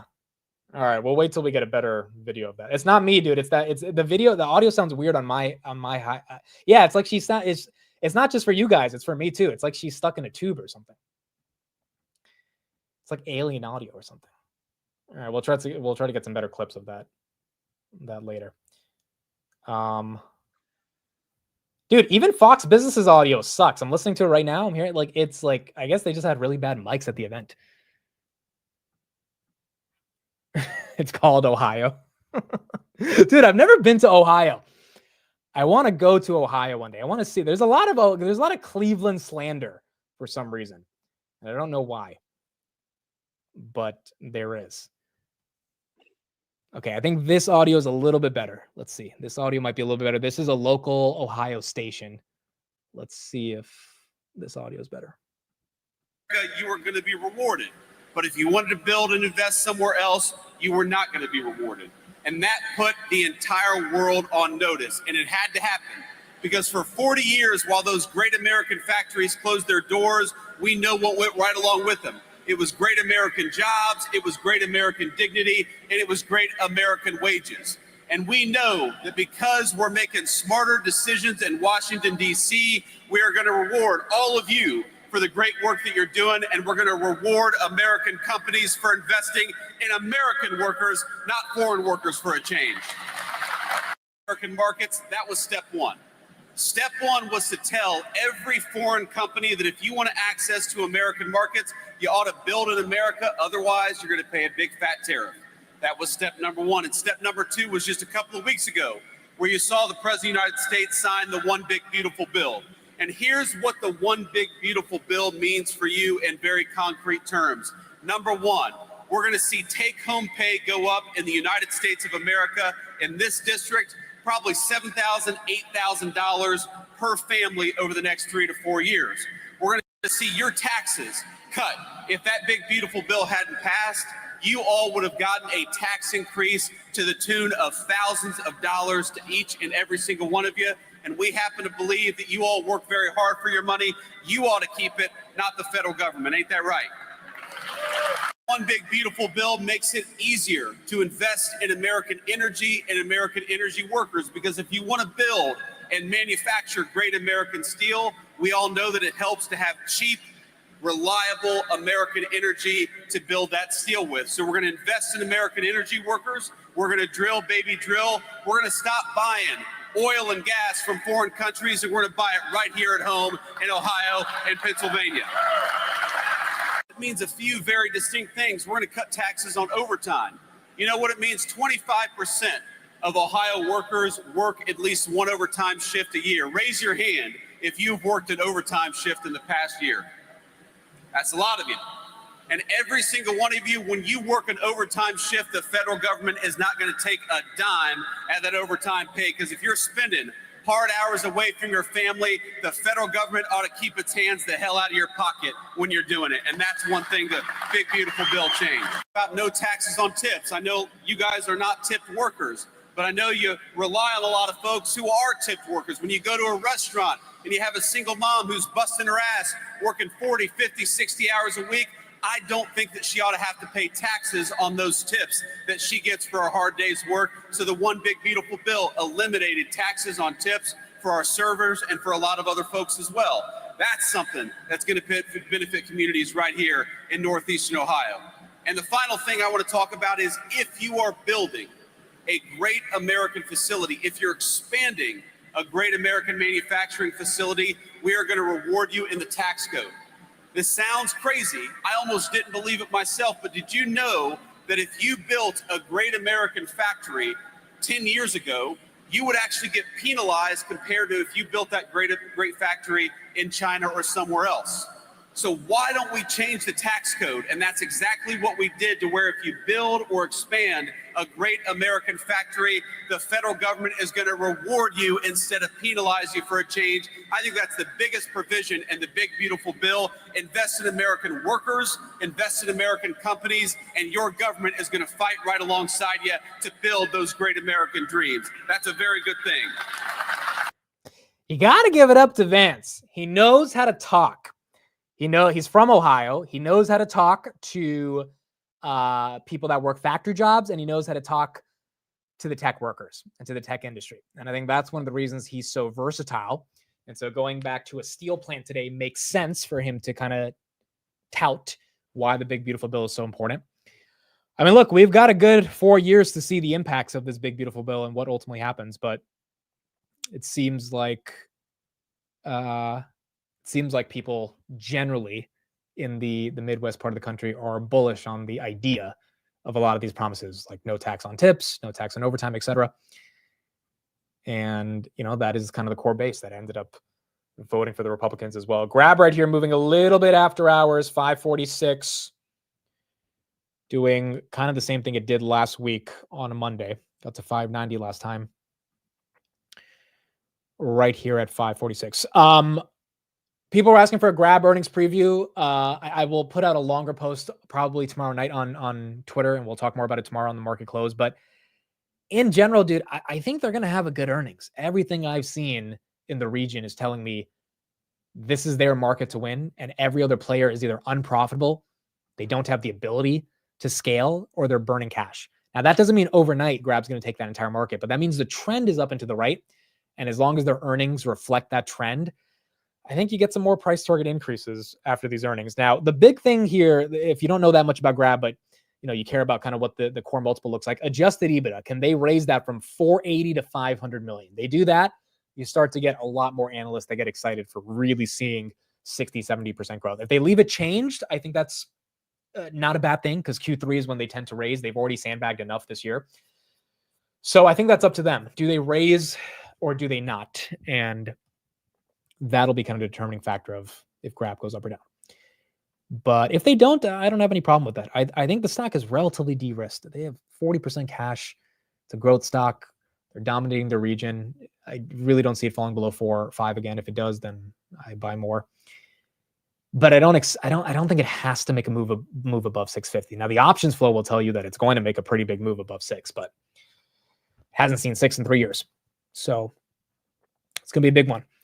It's going to be a big one to see if it has a chance to put up the earnings to get there. So yeah, we'll go deeper on it tomorrow, but my preview is that I think they're going to have good earnings. I have no idea if the stock's going to reciprocate. Same thing with UNH. I think UNH will have good earnings. I just don't know if it's time for UNH to make that massive move. Google, good earn. I mean, like, you can't get mad if Grab is stuck or down after their earnings. And then you look at Google, which had a phenomenal earnings, and the market's like, yeah, we don't care. Like, I really can't get mad at Mr. Market if they want to take Grab down, if they put up a good earnings, if they're not going to give Google some love on their multiple after earnings. And so I think as long as every company, whether it's Hood, SoFi, PayPal, UNH, Spotify, Google, they put up the right earnings, the market will eventually figure out what the valuation should look like, even if it's not this week or next month. But they got to put up the right earnings. You can't have an earnings season where the earnings are just not good. And as long as the earnings are good, then I think we'll be fine. Chris talked about UNH last week. If you go to last week's market close on Friday, we talked about UNH, and on Thursday, I think. So I think the chapter for Chris is in the video itself. If you want Chris's thoughts on earnings, Chris is pretty damn bullish. I was talking to Chris on Saturday, and we were talking about like life, and then randomly he found a way to bring up UNH, and he was like, yeah, dude, UNH. And I was just like, oh boy. And then I listened to 30 minutes of UNH DD, and I'm like, all right, Chris, I'm bullish. I get it. And then Steve joined the call, because Steve was calling me, and I just merged the call. This is what Chris just posted, by the way, about the new CEO of UNH. And then it turned into a UNH due diligence phone call to a them lecturing me about Palantir being overvalued phone call. And I was like, guys, I don't disagree that Palantir is expensive, but you guys aren't getting XYZ, and they didn't want to hear it. They did not want to hear it.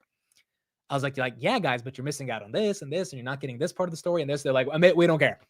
And then Steve brings up his freaking spreadsheet. He's like, look at Palantir compared to Adobe and Salesforce. I'm like, but no one gives a shit about Adobe and Salesforce, Steve. There's a difference. Like, he's like, I get it. I'm like, no, you don't get it. I don't think you get it, because you've been saying this for a long time. I don't think you get it yet. So yeah, it was a fun little phone call. And then Chris fell asleep, bro. Then we got on a Zoom, and then me and Steve were talking for 20 minutes. We haven't heard from Chris for 20. We're like, all right, Chris definitely fell asleep. So It was a fun little Saturday night. But yeah, Chris is bullish for UNH, dude. He's really bullish for UNH. And I think I trust Chris and his DD a lot when he goes this deep into names. I mean, he's been researching this thing like night and day for the past month at this point. This might not be the earnings where, you know, he gets a massive price increase, but that doesn't mean over the next couple of years the thesis doesn't play out.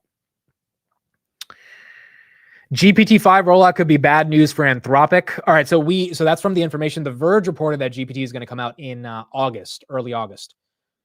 So GPT-5 hopefully will be super exciting, and hopefully put some pep in the step for every other model provider that's out there. I mean, if GPT-5 is better than Grok 4, which maybe it is, that's going to motivate Elon. It's going to motivate Sundar with Gemini 2.5. So these models we win every time as consumers. Every time these models increase, we as consumers get so much more competition entering the space, which makes the models better for us. It's just a question of which of the foundation models will become like the legit foundation models over the next 10 years.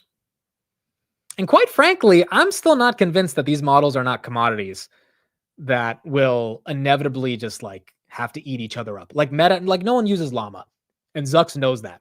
Like Zucks knows no one uses Meta AI. No one talks to their freaking Meta AI. So like he knows that the mind share and the zeitgeist of AI is with GPT.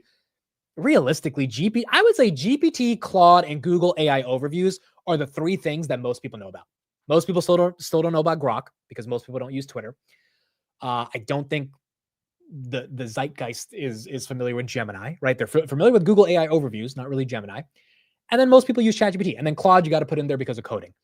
So I think those are the three biggest AI products. I guess you can put Perplexity in there as well as a runner-up, but like those are the three things that most people understand. Siri would be at the top of that list if Siri had an AI strategy. It doesn't. And so the more and more we see these models get momentum, I think we're going to see a lot more competition, which is ultimately good for consumers. Yes, Grab is on Wednesday. Again, don't trust your brokerage. Trust the investor relations website. It will be on Wednesday. OpenAI is going to be the MySpace of AI. So I originally had that opinion, I think like 5 months ago. And then I looked at their usage numbers, and it's really hard to think OpenAI is going to be the MySpace of AI. Like they just have too many users. If you ask your friends and family, like, what do they think of AI? They're going to say ChatGPT. It's just inevitable. They're going to say ChatGPT. And so that in and of itself is also another reason why it's hard to fade OpenAI. Now, is it worth $300 billion? Can they justify that? I don't know.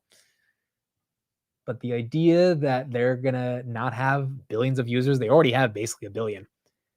If they can get to, 1.5, 2 billion in the next couple of years, it's going to be a household name.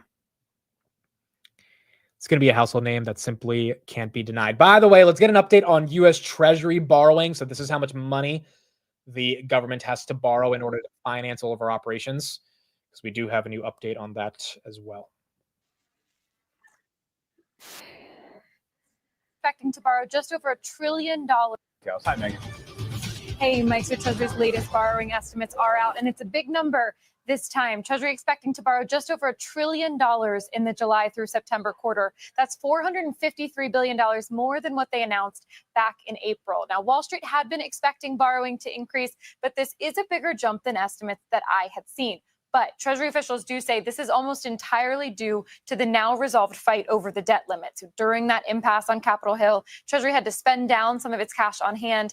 And now that the ceiling has been lifted, it's working to build its reserves back up. So they say if they had ended the second quarter with the $850 billion in cash on hand that they had expected, then Treasury's borrowing would only have been $4 billion more than the previous announcement. So Treasury yields so far not really reacting too much to this, just off their highs for the day at about 4.4. Now, Treasury says it does expect to get its cash on hand back up to the standard $850 billion level to end the upcoming quarter, Q3. That would set it up to borrow what they estimate would be $590 billion in Q4. Two quick things to note, Mike. These estimates do take into account the expected increase in tariff revenue this year. So just notable that borrowing is still elevated in spite of that increase in revenue. And this announcement, as you know, also sets us up to get the refunding announcement. That'll be 8:30 a.m. Wednesday morning. This is why Bitcoin might go to 1 million. I mean, dude, we're just like, we are not slowing down the amount of borrowing and eventual money printing. This is why Bitcoin's trading at almost 120, right? It's like, it's not stopping. It is not stopping. Lynn Aldrin, one of the biggest thought leaders for Bitcoin, right? Her point is nothing stops this train. You know that quote, "Nothing stops this train," came from Breaking Bad? I didn't know that. She tweeted about the other day. I was like, really? Apparently, Walter said that to one of the characters when it came to, or to Jesse, when it came to the amount of like meth they were going to sell, and they were thinking of just like they were going through some obstacles or some hurdles, and in the scene they were like, "Walter, what are we going to do?" And he was like, "Nothing stops this train." So yeah, her thesis, Lynn Aldrin's argument, is just like, this economy, Democrats, Republicans, red, blue, whatever you want to call it, they will be printing as much as they can possibly print. And the one time we tried to do something about it with Doge, not only was Elon unsuccessful because of all the corporate bureaucratic hurdles he had to face, Trump spit in his face a month later and introduced the big, beautiful bill and was like, yeah, all that Doge stuff irrelevant because we are spending some money with this big, beautiful bill. It is just hard to imagine a world in which that stops. You know, and the ironic thing about it, there's a couple of nuances to this. People keep saying tariffs are inflationary because they're a tax on the American consumer. But if tariffs are inflationary because prices go up, and as a result of prices going up, demand goes down, there's a way that gets balanced. Like, I was thinking about that today. We're just like, okay, let's say prices do go up, but then people stop buying as much because prices went up. That kind of, not to an extent fully, but in a way, can balance out some of the increased price inflation by decreased demand, which is inherently deflationary. Now, the byproduct of that is that, well, could that be bad for the economy if people stop spending? Sure. But if that's good for inflation, maybe it's not as bad for the overall economy. I mean, there's a lot of nuance to it, but there's an argument you can make there. And then the other nuance when it comes to money printing and Bitcoin is, if your dollars will consistently be inflated, you have to allocate your money somewhere else, right? Like, if the government's going to keep printing money, and whatever the headline CPI inflation rate is, let's assume like it's much more than that because of all the different external costs to the debasement of currency, you have to put your money somewhere else. Either stocks, either an asset that's growing, either real estate, obviously either crypto, Bitcoin. Like, the level of liquidity that will increase as a result of money printing, which makes sense, right? Because if the M2 supply goes up, there's just more money that's out there, means that the overall value of the dollar theoretically should go down, or whatever currency that's being printed. And then that money needs to go somewhere. Gold, silver, right? The money needs to go somewhere. And so I kind of was thinking about this over the weekend. I'm like, well, wait a second. If the money has to go somewhere, it needs to be allocated into an asset, which actually makes risk on assets very attractive if the alternative is cash, especially if the inevitability of any administration, blue or red, will be money printing or will be increased deficit spending. Which is really where the argument about nothing stops this train starts to make sense to me. Nothing stops this train. People will find a way to allocate money somewhere. And then the reason Bitcoin is the one that gets all this momentum is because there's only 21 million of them. And the religion of this idea that you have a fixed asset that is the counter cyclical hedge to currency debasement ends up becoming very attractive. And now it's institutionalized by the BlackRocks of the world, the Saudis, the Chinese, the Fidelities. I mean, like, it's just hard to imagine an asset like that fails over the long term. This is why I think MicroStrategy got a $680 price target today as well from Cantor Fitzgerald, simply based on the idea that if they think Bitcoin's going higher and Saylor's going to be buying more Bitcoin, yeah, that is why Bitcoin would get some more momentum. I mean, your kids won't know what a penny is. It will be gone, and digital currency will be the norm for them. I agree. I mean, I barely know what a penny is, dude. Like, does anyone even deal with pennies anymore? Like, it's just, I mean, who actually has cash? Who like legit like carries cash with them in their day-to-day work? Because very rarely do I catch myself, like I pay for everything with my credit card, everything. Like I like very rarely do I have like even a $20 bill in my wallet. Everything has gone so unbelievably digital to me that I've never, not never, but like at least, I mean, I don't, even when I travel, I don't take cash. It's just like everything is credit card. I get my 3% back on that Robinhood freaking credit card. I use that thing like crazy, but I pay it off every month. So the thing is, they're not making any money off me on the card, but I take all the rewards and I put it back into my brokerage. And then I buy stocks or I trade options. So I'm a pretty profitable customer for them because I take the rewards they give me and then I give them payment for order flow revenue when I like trade. So, I don't think they're losing that much money off me. But for the person who does 3% and then pays it off at the end of the month, they're probably not making that much money off that customer. And they're probably thinking the credit card is like a way to get them to eventually use more of their products in the future. But for me, because I actually do invest, they probably make that 3% back over time with me. I pay our gardeners with cash. Yeah, I mean, that's also fair, right? If you have people come to the house doing like a remedial task, that stuff usually gets paid in cash. I pay with my iPhone, press unlock twice, and voila. Yep. Dude, Face ID is how I pay for pretty much everything. Tanner says, I have zero cash and went to a Jack and Jill. I had to e-transfer a buddy for cash. Yeah, I don't remember the last time I like legit paid for something real with cash. Maybe I had like 15, 20 bucks in my wallet and I bought like something random from like a convenience store, but not for anything big. Okay, yes, if you go to a strip club, you will need some cash. That is fair. But there's not that many. Dude, imagine if strippers took Apple Pay. That would be, would that be a 2008 type of moment? Like the strippers are accepting Apple Pay. Is that like a, okay, we've got an issue. Like, I feel like that would be an issue. Okay, Cash App. Okay, Cash App is fair. Cash App is fair. VR code. The QR code, yeah. They do? Okay, I guess some of you guys have seen it. Tap to pay, pay to tap. Oh my gosh.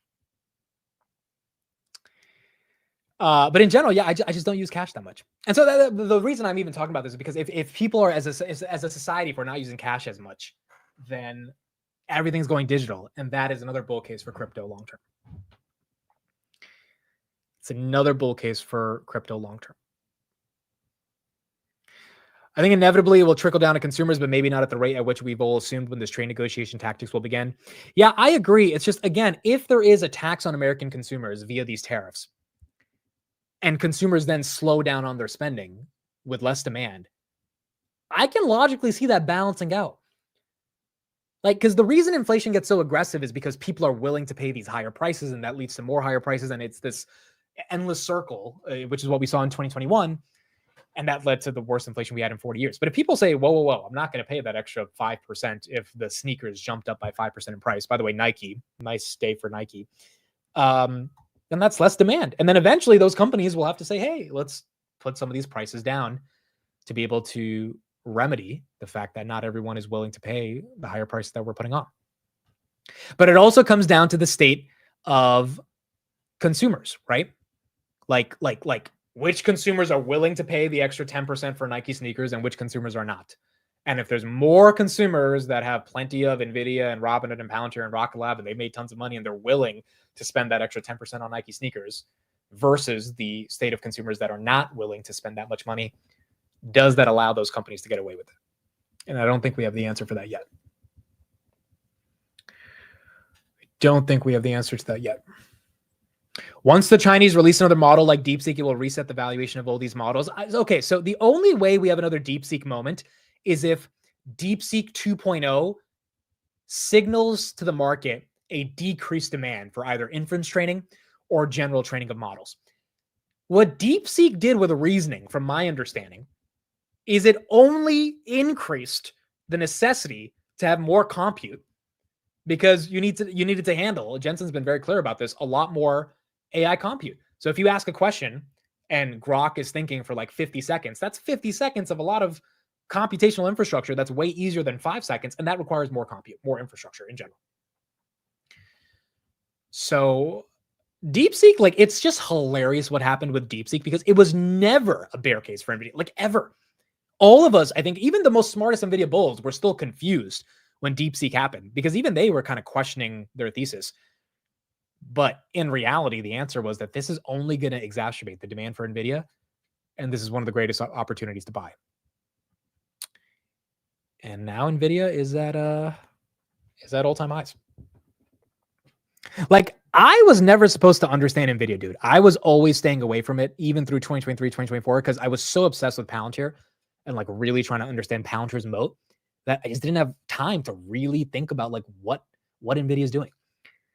And once DeepSeek happened, and I was like, all right, well, either buy here. I mean, it's down freaking 40, but either you're going to buy here or you're not. It kind of forced me to be like, okay, it's time to learn about what is even powering this AI revolution that allows Palantir to be able to grow as much as they're doing. Because if there's no GPUs, there's no LLMs, there's no AIP moment for Palantir. And I think that was like the biggest thing this year when it came to learning about the Mag 7. Tanner says it was slightly scary for a day or two. I was looking through my buys and sells on NVIDIA, and the lowest price I got was 95. But that first day when it dropped, I think about 50 shares at 120. And I even hesitated to buy those 50 shares. But once you buy that original dip, it like becomes easier. You can just like kind of keep going from it. And then it just becomes like, all right, I'll just keep buying more. It's like, yeah, the first 50 on January 27th was 122.75. No, 120.48. And then it just becomes easier. Then it's like, all right. Then it's like 119, 122, 123, 123, 123, 126, 123. And then you keep going. And then the lowest I got was 95. I only bought 5 shares at 95. So the majority was at 120. 115s, 114s. But it's like you're like, all right, I'm going down with the ship. I'm going down with the ship. Every dollar down. We'll just throw a little bit more money at it. Dude, what if there are robot strippers one day? There's no way they do that, right? There's no way they create. That would be wild. And I kind of think, if you've ever watched Companion, which is the big AI robot love movie, I think it's on HBO Max, there's probably a world in which they could design that type of a robot. It's, dude, that's going to be crazy. It's like, as I'm thinking about it, I'm like, yeah, why wouldn't they? Why wouldn't they? And then you don't need to pay it. You don't need to use Cash App. You don't need to throw dollars at it. It's a freaking robot. Like, it's like, the craziest thing about this stuff is none of it matters if it's not a human being. It's just all going to be rooted in technology. It's going to be wild, bro. We have not even started. We have not even started. My average cost NVIDIA is 83.84. Congrats. Absolutely incredible. Dude, have you guys seen this chart by Elon? He was posting about it a lot last night. This is also something that genuinely is scaring me as well, just like for humanity. I think it's hard to deny it. Take a look at this. This is the total fertility rate of the... Why is BMNR... Every time I try to talk about something, BMNR tanks. And I can't talk about something. I tried to do that in the morning or in the beginning of the show.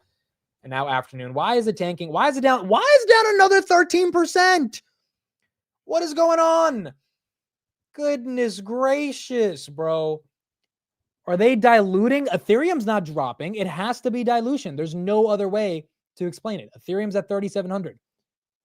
Ethereum is doing nothing. Why are they dumping after hours, bro? Let me see. There's got to be some news. Let's see. I was right. 45 million shares of dilution. This is from their pipe offering. Okay, so is this similar to the 2 billion they already registered for, or is this a brand new 45 million? Or is this the 45 million that's part of the 2 billion? This is a new filing. If this is on top of the additional 2 billion, that's a lot of freaking dilution. It's a lot of freaking dilution. Now, if it's from the 2 billion, then maybe that's not horrible. I have to try to see exactly what this looks like. There's a lot of warrants in this, common stock, warrants to buy common stock. Price per share is at 540, the exercise price. Well, the stock's going to tank regardless because there's no clarity on it, and that's why this is getting hit. SBET, how's that one doing? That one is down 1%. Look, here's the thing about the dilution. If they use the money to buy more Ethereum, and then Ethereum goes up, you will have more ETH per share because they will have more Ethereum. So that is the bull case. The problem is, and it's not really a problem, it's more so like, hey, you've got to let this play out. When does Ethereum go up? And I'm not just talking about a 4,000 or 5,000. I'm talking about like, when does Ethereum do what Bitcoin did? Bitcoin went from 15 to 120. And that's why MicroStrategy went from, what was it, 40 to 400 basically? No, 20 to 400 from the lows of June of 2022. What will happen to Ethereum, right? And if you don't want to be around to see that play out for the leverage of an SBET or for a BMNR, by the way, if you have SBET, you shouldn't be smiling because SBET, they've got 5 billion that they can drop whenever they want. So just because BMNR is doing it today, it doesn't mean SBET's safe. Like all of these guys, there's no other way to, unless they become creative by offering these like preferred equities that MSTR is doing with STRC and STRD and STRK, STRF, etc. They have to dilute. How else are they going to get the money? MicroStrategy, the one thing you got to give to Saylor is an absolute genius when it comes to convincing the bond markets on how they should be thinking of Bitcoin as an asset class, and then how they should be thinking about their hedging against MicroStrategy by going long his preferred shares. And he's done an incredible job convincing Wall Street. That MicroStrategy deep dive I did with Jeff Walton on Thursday, I would suggest people watch that to understand exactly how he's been able to raise this much money. Basically, it's been 40 billion since January. And it looks like he's going to be able to keep doing this every single year. Not 40 billion, but at least in that range of 10 to 15 billion. Tom Lee, unless he comes out with some preferred equities on BMNR, which I don't really know exactly how that works because, you know, Bitcoin is that finite asset that everyone's institutionalized. Ethereum is there's an infinite level of supply theoretically. I mean, there's just so much more nuances to how you think of Ethereum versus Bitcoin. Now, Ethereum has a lot more use cases, sure, but as an asset class, can you create preferred versions of BMNR via the credit markets on top of this underlying equity? I don't know. I don't know if you can. And if you can't, they have to dilute. They have to dilute.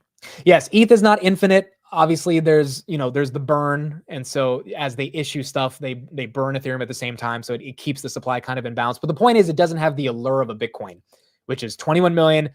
And you either get one or you don't. And in 2140, there's your last Bitcoin. And then boom, there's never going to be mined again, right? Like that is very attractive to a lot of people. And that same type of mentality just doesn't exist for Ethereum, even if the use cases on Ethereum is 1,000x more valuable than the use case of Bitcoin. Wow, it's down 17%. Dude, Kathy Wood.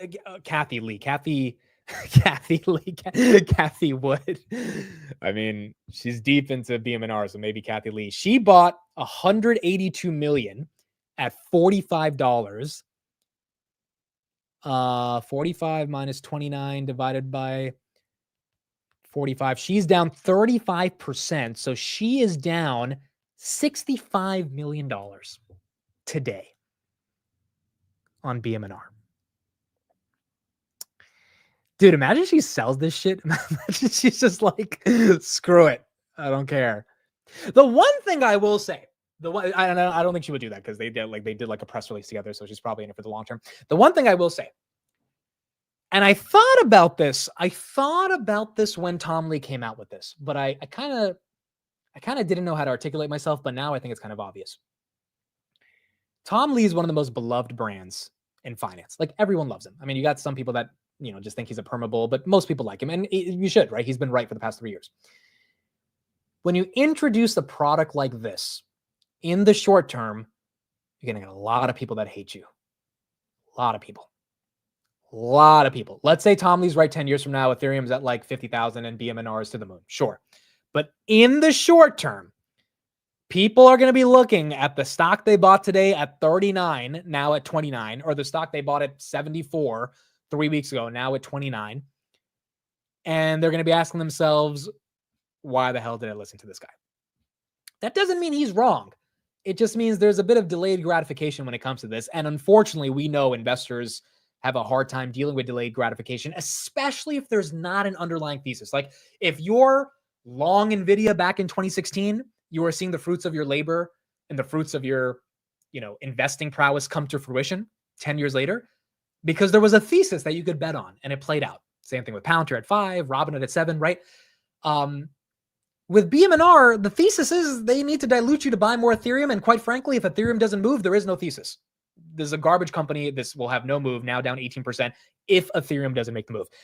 How many people do you bet that bought BMNR actually understand anything about Ethereum? I would say it's less than 10%. Because quite frankly, I didn't understand anything about Ethereum until last week. And one deep dive does not make me an expert on Ethereum. It gives me somewhat of a baseline understanding, but at its core, I can't, clearly articulate everything around Ethereum. So people are buying leveraged assets on Ethereum, and most people don't know what the hell they're buying. They're just expecting it to go up because of Tom Lee, which is going to make his brand take a hit. It's just inevitable, especially when people are down lots of money. And I don't know if Tom Lee's used to that. Tom Lee's used to everyone loving him. He's not used to people not liking the guy, because everyone always loves him. I don't know if that happens this time. Granny Shots is an amazing ETF because it's investing in real companies. BMNR is diluting you constantly to buy Ethereum, and it's betting that Ethereum will go up. Now, again, Ethereum goes to 5,000 tomorrow. No one cares. BMNR is probably going to 70, 80 bucks. Like, it'll be a big day. Everyone will be happy. They'll love Tom Lee again.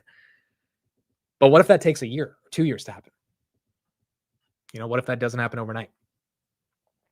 And my take on this is no one should be blaming Tom Lee for this, because if you didn't know what you were getting into buying BMNR, you just kind of bought it without like a real understanding of what this company has to do in order to continue buying Ethereum. So you just can't blame Tom Lee. Like you can't blame Saylor for MicroStrategy. It's what they have to do. It's the goal of the treasury. It's a treasury company for a reason. Their goal is to raise money and buy Ethereum. And it's just going to be a question of when Ethereum ends up playing out. My covered calls on these treasuries are doing well. The covered call premiums are great. So that's also true. But, the reason they're great is because there's so much volatility in the name. And again, that volatility is good because then tomorrow that volatility might go to the upside. But this is what you're getting when you're investing in one of these names. What is SoFi's short float? SoFi's updated short float as of July 15th is 12.3%. So 130 million shares are sold short going into tomorrow's earnings.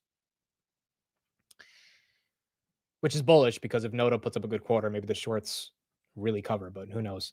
Wow, dude, this thing is still falling. 17.3%, 28.50. Let me pull it up on Legend. My goodness, that is ugly. I'm going to try to see if those 45 million shares are part of the 2 billion or if they're brand new shares that they're introducing, because then that means there's a whole new amount of dilution in relation to that 45 billion, or sorry, 2 billion that they announced. And that could be a little bearish. A little bearish for sure. Okay, so there's your red candle right there. 29.15 is where you got the bottom tick. 29.11 now, down 27% for the day. It's part of it, in my opinion. Yeah, I think so too. It would be weird for it to be a brand new 45 million. Let's see what people are saying on Twitter. Are they upset? Yeah, people are pretty upset. Okay, so let's take a look at this. This chart was going viral a bit today as well. So this is Bitmine hypothetical valuation scenarios. And this is based on Ethereum's price. So right now, Ethereum is at 3,700 and Bitmine share price is at 40. If Ethereum were to go to 1,000, Bitmine will go to 8. If it goes to 2,500, it goes to 47. Goes to 5,000, it goes to 145. 10,000, 407. 20,000 Ethereum gives you $1,800 a share. For Bitmine, the stock would be up 4,435%. And that's based essentially on their staking yield, their operating income, the PE you put on the increase of the operating income in relationship to the amount of ETH that they have, and then the MNAV against the ETH. I'll put this in the chat for anyone who wants to take a look at this. But this is kind of, I think, what people should be looking at just off a better understanding of, where you think Ethereum will go in relationship to BMNR. SBET's now down 3%. It's not dilution. It's a resale registration allowing investors that obtain warrants, et cetera, in private deals to now exercise and sell. Yeah, but that means those private investors are still selling shares on the open market at a 540. Is that the price? At a 540 price. So that's still share. Okay, maybe that's not new shares, but that's still shares being introduced into the market at a much lower price than, if they're selling at 30 and exercising at 540. I feel like that still could be net bad for the underlying asset. Kramer said he thinks BMNR will bounce to 100. Dude, Kramer said the F word on TV today? Did you guys see that? He actually, I don't know what he was so upset about, but he said it. All right, if you have kids, just mute for the next 2 minutes. I'll be playing this, but this was Kramer on TV today. Tariffs already stunting world growth while markets shrug. That's the headline. Our biggest problem is we have so much growth that the Fed won't cut. What the fuck? Oh, Jesus Christ. Oh my God. I'm so sorry. I take it right back. Everybody, it's okay. It's okay. It's okay. We're in the moment. It's just I take it right back. That was fair. It's cable with a ticker, as Doug Kramer would say. I take that back. That's right. Real people doing live TV. No. Jim, though, to your point, Goldman today. That was hilarious. Did you not hear it? Let me see if I can get a better clip. They didn't post this on YouTube for obvious reasons. Okay, maybe this is a little bit better. Let me play this one.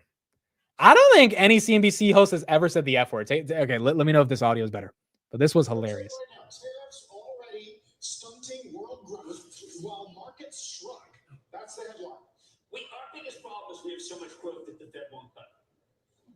What the fuck? Oh, Jesus Christ. Oh my God. I'm so sorry. I take it right back. Everybody, it's okay. The audio still sucks on this. Let me see if I can find better audio. Dude, it is hilarious, bro. He said it so quick. Okay, this audio is better, but you don't get the extent of the context. It's just the WTF, but this is... He also says it in a weird way, bro. He said it so quick, but this audio should be better. Much growth that the Fed won't cut. What the fuck? Oh, Jesus Christ. Oh, much growth that the Fed won't cut. What the fuck? Oh, Jesus Christ. Oh. He was mad that the Fed's not cutting, so he said WTF. I'll put the link in the chat for those that want to hear the longer clip. And it was hilarious because it's like, did he really get that passionate that he had to say that today? And then he's like, holy crap. I'm on the airwaves. Can't say that stuff on TV. Could not say that stuff on TV. Not on live television. Okay, let me here's the clip. This is a 30-second clip. You can probably watch it on your own with better audio. But it was pretty funny. Anyway, I mean, BMNR, definitely a WTF moment right here. Still falling 19%. Dude. I feel like this is a little bit of an overreaction, especially if it's not brand new dilution. What do you guys think? Is it a buy? I don't know. Unless freaking Ethereum moves higher tomorrow. I don't know if it's a buy. Oh, yeah. JPow's closed the effing door. That was the best one. That was the best one. JPow. That was legit. For those that have never heard that one. Do I have that one? Yeah, this one. Okay. Again, for the kids, mute it. But this was literally one of his best moments ever. We expect growth to moderate in coming quarters. Of course. By refusing to treat climate change like a systemic Okay. risk that Thank you. you are putting us at Thank you risk very of much. economic disaster. Thank you very much. Climate change Yep. will threaten Thank you. Just close the fucking door. Close the door. It was the most human thing ever.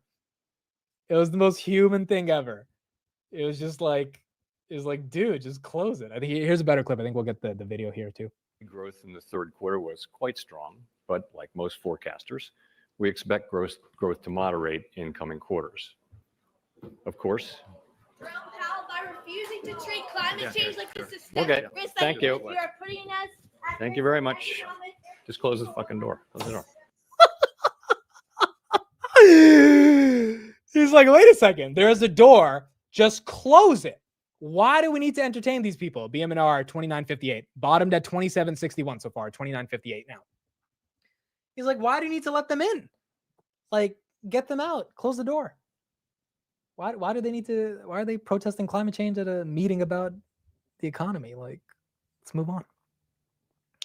Dude, that was one of the best J-Pow moments ever. Like, I think when politicians curse or like celebrities curse, like it humanizes them, right? Because like all of us curse at some point, right? Especially in a moment of stress. So that was one of those J-Pow is still a human moment. All right, BM&R getting a little recovery. It was down almost 20%. Now it's down 17. I don't know, dude. I need more updates on this dilution to see if this actually makes sense to buy. The worst thing that could happen for BM&R now is Ethereum takes a breather. And look, going into August, if everything that's risky takes a breather, Ethereum and Bitcoin are going to take a breather. And I think that's okay. Oh, the Trump moment was the best one. The Trump moment was actually the best one. That one was one of my favorites. When Trump said they don't know what the F they're doing when it came to fighting the war, that one was legit. That was memed so many ways. That was actually one of the best ones from Trump. Open door up a little bit after hours. Okay, going back to the topic I was talking about before BM&R interrupted everything. Fertility rates. Dude, it's not good. It's not good. Fertility rates from 1800 to 2020 in the US significantly have declined. We've seen this in Japan. We've seen this in places like China. A lot of that was self-imposed because of the one-child policy that now they've started to reverse. But in the United States, in the richest country in the world, we are not having that many kids. And, you know, as a society, you need humans, right? Like there is no products or services for people to buy if there's no people. South Korea, yeah, that's a big one. South Korea as well. So I don't know, dude. I mean, who knows? One of the best ways theoretically you can contribute to society right now is by having more kids. I mean, it is theoretically, right? Obviously, there's a lot of nuance to it, but you're not going to be able to have massive business and industry if there's not people at the end of the day that are consuming products and services. I mean, at that point, it becomes a dystopia. And you got a lot of the climate change people that believe that just like people being born is net bad for the planet. And they make their arguments for why, you know, it's not a good thing to have children because of all the consumption that it takes. But at the end of the day, this economy, capitalism, it's all based on consumption. If people aren't consuming, then we don't have an economy. And then when you introduce the robots into the picture, I mean, you get a lot of men who end up spending more of their time with robots versus real women. I mean, like that really could create a different type of a catastrophe for humanity. And I think that's an unintended impact of AI that we don't talk about enough because it doesn't seem real yet, but who knows? Who knows how real that could become. BM&R is still down. Again, it was trying to recover, but it just goes right back to that 27 range. 27.61. If it breaks that, it looks like it's going lower. Like you need someone to buy these BM&R shares, right? We don't have any humans. Who the hell is going to buy these shares? So, I mean, you need some people. Government will start to pay for babies. Dude, they already have done this in Japan. Oh, speaking of this, China is giving a 3,600 yuan child tax credit. Let me pull this up right here. That was introduced in one of their new spending policies because, yeah, right here. China introduces subsidies to spur population growth. Beijing, this came out yesterday. They are giving 3,600 yuan to start handing out childcare subsidies across the nation in its latest push to boost birth rates. The government will spend about $502 a year per child under the age of 3. The assistance, effective retrospectively from January 1st this year and available regardless of first, second, or third child, is meant as an incentive for young couples that are like, confused or scared about the cost of childcare, which is the biggest argument people have for not having kids, right? The cost of childcare is too high. I mean, that's at least an argument I've heard in the United States a bunch of times. Maybe the government gets involved and says, hey, it's time to give out some money to incentivize children birth. Also in Japan, I want to see if I can pull up the Japan policy. Oh boy, BitMine, she's very close to breaking 2769, down 19% now. Japan, there's I don't think the legislation has passed, but they're introducing legislation for a 4-day work week to give people Fridays off so that they can go to the club, literally, and like socialize to have more kids. Let me see if I can pull up that article. Yeah, right here. Tokyo is turning to a 4-day work week in a desperate attempt to help Japan shed its unwanted title of world's oldest population. And the idea here is the government is subsidizing employers to give people more money to go out on Friday nights when most young people socialize to potentially meet a mate that they can have kids with. It's kind of wild, bro. It's kind of wild. And again, that's not all throughout Japan. That's in select parts of Tokyo. So it's not like federal or national policy. But it is incredible. I mean, like, there's like, they're just like, we talk about overpopulation so much, but like underpopulation feels way scarier than overpopulation. All right, BitMine holding 29. BitMine holding 29, not really breaking 2761. People on Twitter are pretty dude. People on Twitter are upset, dude. Holy crap. Look at some of these comments. I'm not even going to read them live, but you guys can see them. Goodness, bro. People are mad. People are mad. People are upset. I mean, look, they have a right to be upset, but I just think if you didn't know that they were going to dilute to buy more Ethereum, then you kind of didn't understand it in the first place. Kathy's down 60 million right now, though. The Kathy thing was so confusing to me, though. It was so confusing. Like, Kathy is not supposed to be an absolute... She's not supposed to be someone who doesn't get finance, right? Like, she's supposed to understand. She's been through enough companies where, like, dilution and share offering and registered warrants and pre-registered offerings. Like, you would think she knows about that stuff. I was shocked when she bought those shares, and then she put out a press release with Tom Lee about how excited they are to partner. I'm like, what partnership? All you're doing is buying the shares. Like, there's no partnership here unless you're pledging your unconditional, faithful a pledge to not sell any of the shares. I was like, well, there is no partnership. You're just an investment fund buying shares. But they put out this joint press release, and I'm like, wait a second. Why the hell are you buying at these levels knowing they have $2 billion worth of dilution that on any move, 10, 15% up, they're going to dump? They need to buy Ethereum. So I was genuinely confused last week when she bought 4 million shares. I was like, why did she go so heavy too? Like, couldn't you have started off? Like, unless you think Ethereum's going to run to the moon, like, you could have DCA'd into this one. You didn't have to, go all at once. And maybe she does today. But it was a bit confusing. UNH up a little bit after hours. Tesla flat. Waste Management up 1%. Grab still up 3.6. Nvidia 176.88. SBET now down 3.5, and BitMine down 17.4. She's doing it for taxes. Dude, have you guys seen ARK? ARK's been on a tear from the bottom. ARK is up 35% year to date.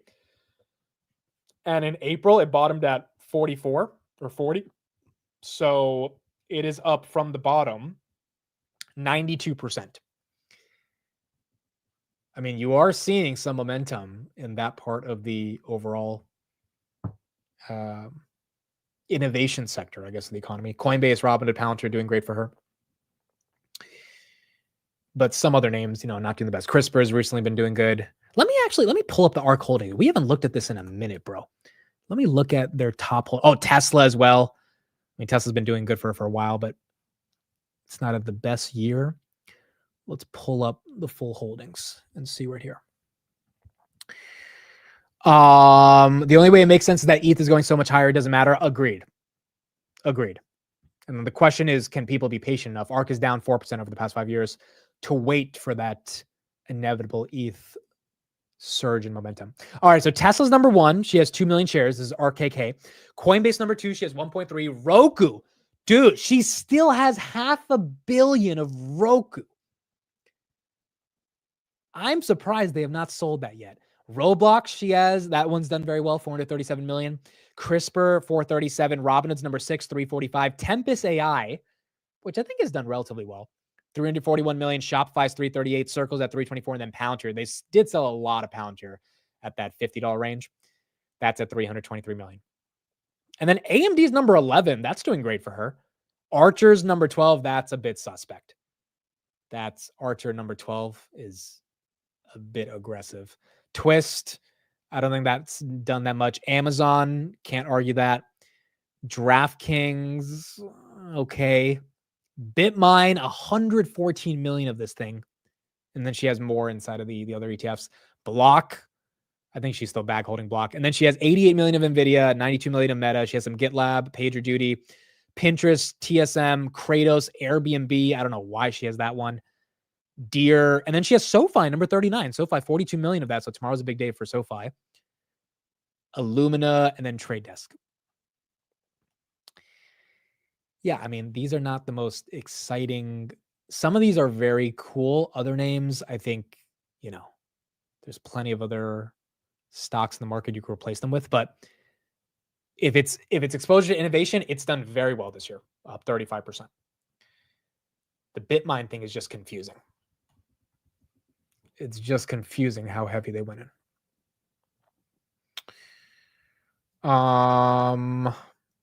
What are you doing for SoFi stream tomorrow? I will be streaming it live, Tanner. I'm sure, Tanner, you'll be streaming it too. I mean, I'm not really streaming SoFi. It's going to be entire market open, but it'll be SoFi, PayPal, UNH. Tanner will be like very specific to SoFi. So for those that are hardcore SoFi, then make sure you check out Tanner's stream. But I will have some coverage on SoFi, and then we'll have the rest, and we'll listen to the call for sure. The call usually ends by like 9:15, so it'll be right before the market open. And we'll try to get all the updates on UNH and Spotify and PayPal and all that stuff. Grabby Grab, doing Grabby Grab things after hours, 5:51. Dude, this thing every day since last Monday, after hours, it makes a little bit of a pump. And then in the pre-markets, it makes a little bit of a pump. And then during the day, it stays flat, and that's when I buy during the day. It's literally been clockwork for the past 2 weeks. And to me, that's telling me that on earnings, someone thinks there's going to be some type of a move. The question is that move up or down? And I think it's up, but I have no idea. I have no idea. So we're going to see. Yeah, Grab is not flying till it's 6. Agreed. 100% agreed. Until we break 6, I don't think she's really going to have a lot of momentum to make a move. Do you think SoFi can go up as much as Hood and Palantir in the next 6 months? Okay, so SoFi would basically have to 5x from here, from 20. I don't know, and that's why I've been asking you guys. By the way, Bitmine's starting to recover a little bit. Now it's down 12%. It was down 18, so getting a little bit of a green candle right there. I've been asking you guys, do you think SoFi is going to have one of those moments where SoFi really becomes one of those companies that like breaks out? I don't know. I think for a 5x, I think it's a bit aggressive until they get the tech platform growth. To 30, I don't think that's crazy, bro. I know the book value is up there, and I know they're not that profitable, but to 30, I don't think that's crazy. Now to 50, 78, I think that's going to take more time, as they are still a bank, right? And they still ultimately need to gain operating leverage. But the thing about SoFi, and that's why I've kept asking you guys, who's doubling down? Like you guys have seen me buy Robinhood even at $100 because I'm that confident that I don't care if I have to bag hold those shares at 100. I'm so confident in the company's vision and their future and their growth prospects that I'm willing to buy shares even at all-time highs. I have not seen a lot of people come out publicly and say they're buying SoFi. Now, granted, they don't need to because they're probably up a ton on SoFi because they bought at 7. But still, I bought Robinhood at 7 too. And it's been one of my best ideas. I'm doubling down on one of my best ideas. And quite frankly, the reason for that is also I made the mistake of not doing that on Palantir, which I have a lot of regrets about. But I've not seen that massive doubling down on SoFi of just like, hey, I'm buying 1,000 shares at $21. And that's my question. It's like, okay, so where is the bid coming from? Because you can't just expect new investors to come in. Like eventually you got to have the OGs say, all right, I'm going to average up, but I don't care because, I think this thing is going higher. And I've not seen any of that. Now, that's not a bad thing, but still, I mean, we've been buying SoFi for the last 3 years. I get it. But the question was, will SoFi pull a Robinhood and Palantir? And the people that were buying Robinhood and Palantir for 2 years in the low single digits, a lot of them have averaged up. A lot of them. And I quite frankly should have taken the advice of seeing some of my fellow compadres when they were averaging up on Palantir and not been so scared. But I did the same on Hood, and I just don't see a lot of people doing that on SoFi. So I just wonder, like, does it take an earnings for people to like if SoFi goes to 25 tomorrow, I do think some of the OGs will come out and say, I'm buying more SoFi because this company's growth prospects has fundamentally changed, the trajectory's changed. Like, hey, we're going higher. Like, let's buy more, let's get more exposure. But I'm seeing timidness right now.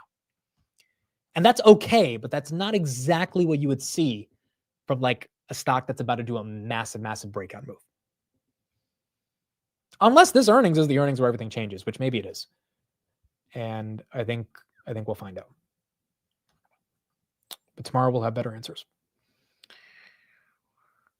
When's the last time you doubled down on Palantir? So the last time I bought Palantir shares was 134.50 after that whole Russell rebalance thing. I did buy before earnings at 125 as well, but yeah, it's like I never really got the chance when it was like 40, 50, 60 because I was like, dude, the valuation's getting up. Like it was just a little bit too much missing the broader point of it.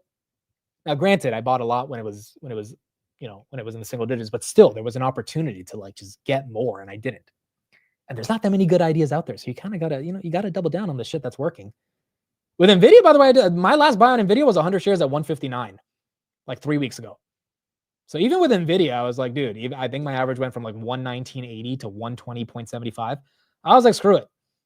We're buying more Nvidia. And I haven't bought Nvidia since. So Tanner says, I don't think people are expecting a breakout right now. Yeah, I agree. I mean, I asked Tanner this publicly on our last stream. I was like, Tanner, are you doubling down? And even he was like, not really, Like this is not the quarter where I think doubling down makes the most sense. I haven't seen Roy double down. I haven't seen that stock goat guy double down. And I think that's okay, but that also signals to me there's a little bit of timidness, and maybe after a really big quarter, it'll make more sense to double down. But is tomorrow going to be that quarter? And we're going to see. We are going to see. Like, it has to be one of those quarters where, like, after that Robinhood crypto event, I bought more Robinhood. I did not care. I was like, I don't care if it's 95. Like, what we just saw is Robinhood bringing tokenization to the entire planet, and they're one of the first companies that's doing it, and they just gave you OpenAI and SpaceX. Arnie just bought freaking Hood in Italy. Like, I don't care. I'm buying. Like, this was a big deal. And thankfully, the share price has reciprocated, and hopefully they give good earnings on Wednesday as well. But sometimes you need like that type of a quarter or that type of an event for the OG buyers to be like, I want more. And I don't know if we've seen that yet with SoFi. But maybe we will. Speaking of Robinhood, by the way, do you guys want to watch Vlad's event? It's happening. It should be happening right now, 6 p.m. Oh, it's live. You guys want to watch it? We can go live. We can watch it. I didn't even realize I would stay live this long, but wow. What is Vlad wearing, bro? Dude, we got to watch it. What is this, dude? This is his new startup that he raised like $150 million for. All right, let's see. Good evening. I'm Tudor, CEO of Harmonic. And I'm Vlad, Executive Chairman of Harmonic. We are here live from the HP garage in Palo Alto, long considered the birthplace of Silicon Valley. So Pretty amazing that they let us live stream from here. So today we find ourselves yet again at an important inflection point, and we can draw a line from the past, sometimes modest beginnings of our industry, when Bill and Dave were building products right here in this garage by themselves, all the way to the exciting and sometimes nerve-wracking future. Now we're here to talk about artificial intelligence, more specifically, mathematical superintelligence. And mathematical superintelligence is artificial intelligence that can solve math problems at a greater capability than all humans. And it's getting closer by the day. But before we get into it, we want to start by celebrating some amazing human mathematicians. As you may know, the International Mathematical Olympiad, the most prestigious mathematics competition in the world, recently finished in Australia.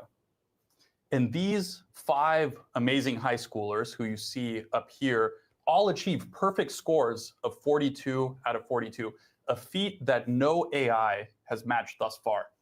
Ivan Chaskovic, Warren Bay, Lian Deng, Hengyi Zhang, and Satoshi Kano.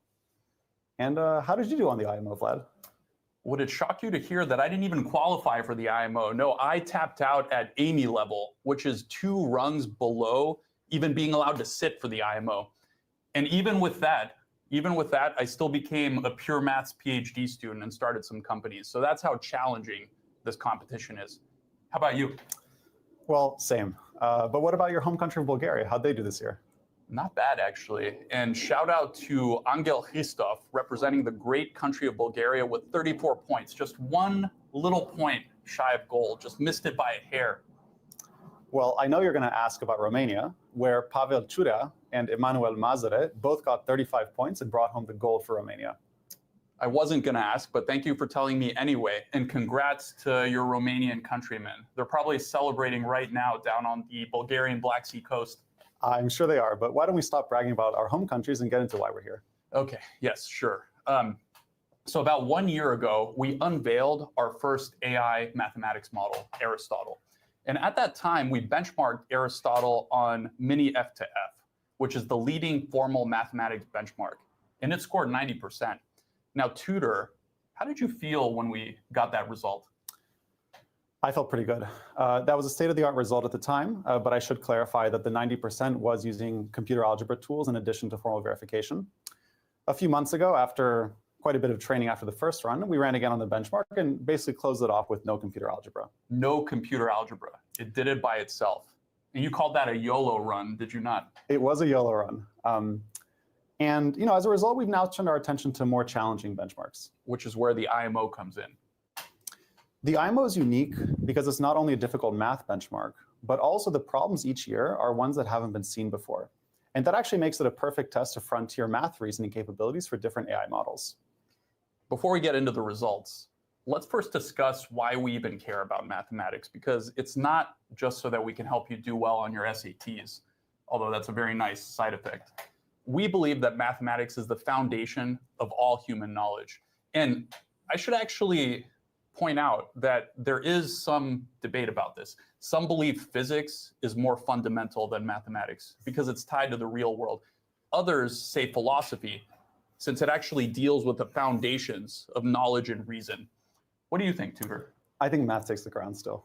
I agree with you.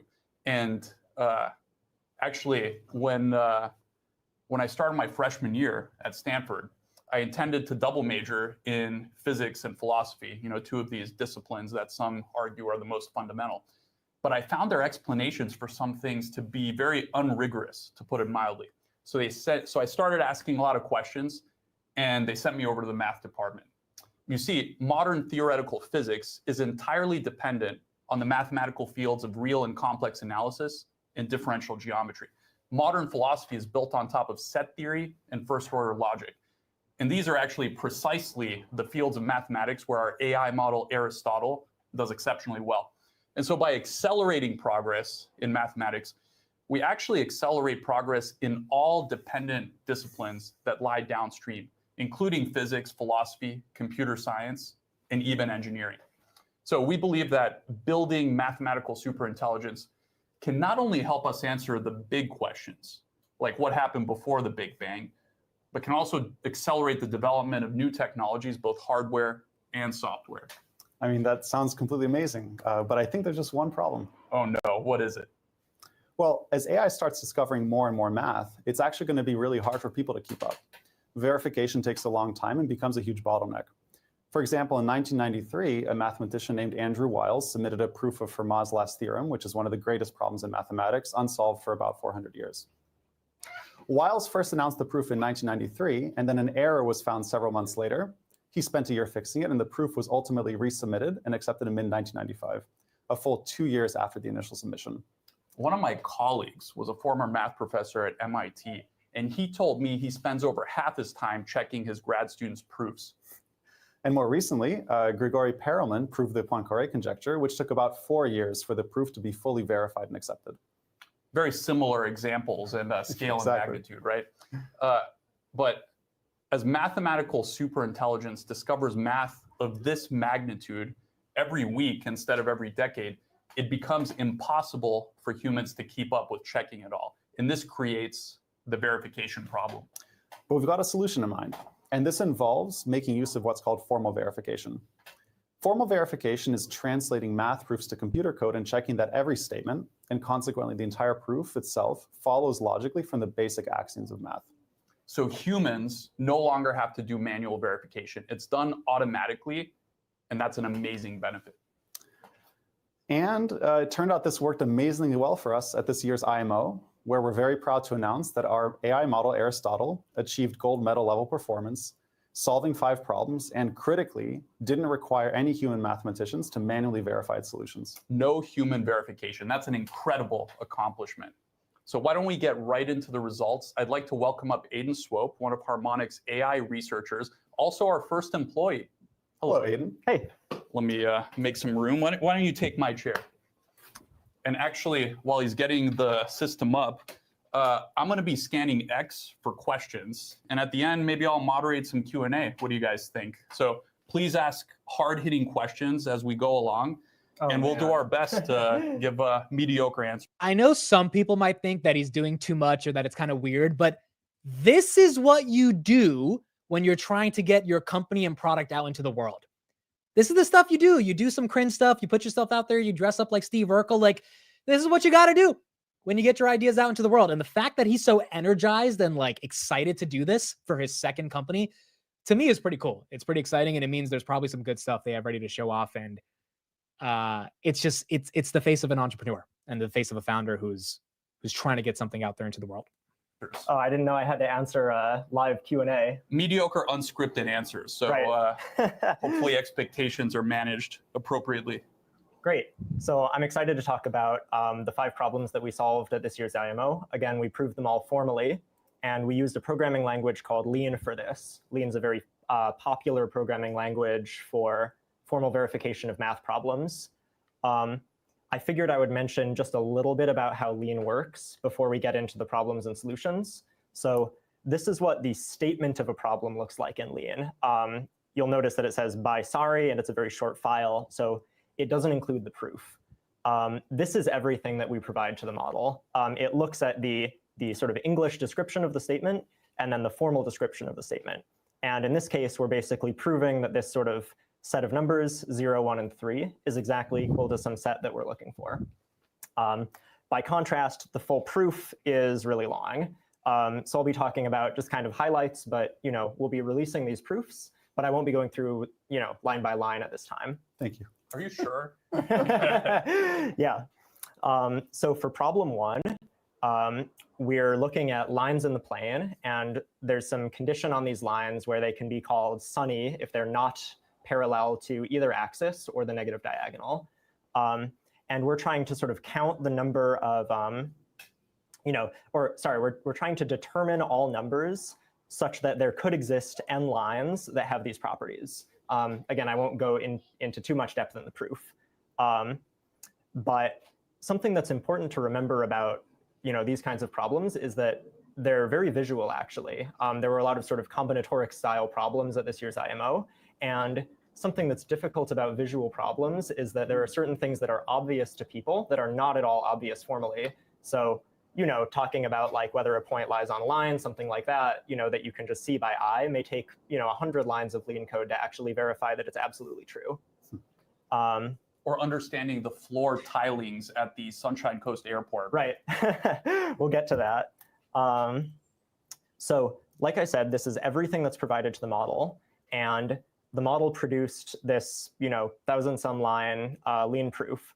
But what I think is the most interesting thing is that not only does the model produce a proof, but it also produces English comments explaining exactly what it's doing. So for some kind of more it's Australia, so I learned a bunch of cool new stuff. I didn't know that, actually. So, like the previous one, there's a whole bunch of interesting stuff that I'm going to skip. But here's the human provided statement of the theorem, pretty concise. And here's our model's output. It's actually not nearly as long as the last one. This problem is the fastest solve besides the pure geometry solve. If you go by Okay, I'm not gonna lie, I have no idea what they're talking about. I barely passed calculus in college, but it looks bullish. So yeah, there you go.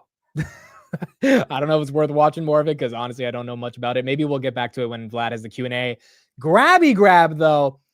I don't know calculus, but I can calculate the slope of that line on grab and it's up. I don't even know if that made sense mathematically, but you get my point. 7.2% after hours. Again, I would say this is probably a nothing burger because literally last Monday, Grab did the same thing. But you do have earnings on Wednesday, and maybe someone's buying in before the earnings. Volume after hours. I mean, overall volume for the day, average volume is 40 million. Today, volume was 24 million. There was not a lot of volume. So I don't think there's any real news. Just hit 570. But if last week is any indication, tomorrow it goes back to 5:30 in the morning. So I don't know. I mean, it's been playing this game up and down. Up and down. Yeah, we'll go back to it. Oh, I think he's back for Q&A. Okay, so we'll go back to this. Let's see. Professor one time gave my buddy and college roommate a lecture. He gave him a lecture because I was skipping class so much. Oh, man. So this proof here was actually solved in two slightly different ways by Aristotle, but each follows the same basic strategy, which is actually pretty similar to the human solutions out there. So if you look and you can see all the comments, you'll be able to follow this one pretty easily. And by the way, this proof made extensive use of test time training. Basically, we trained on the fly using proof explorations of this problem, which is a pretty awesome technology.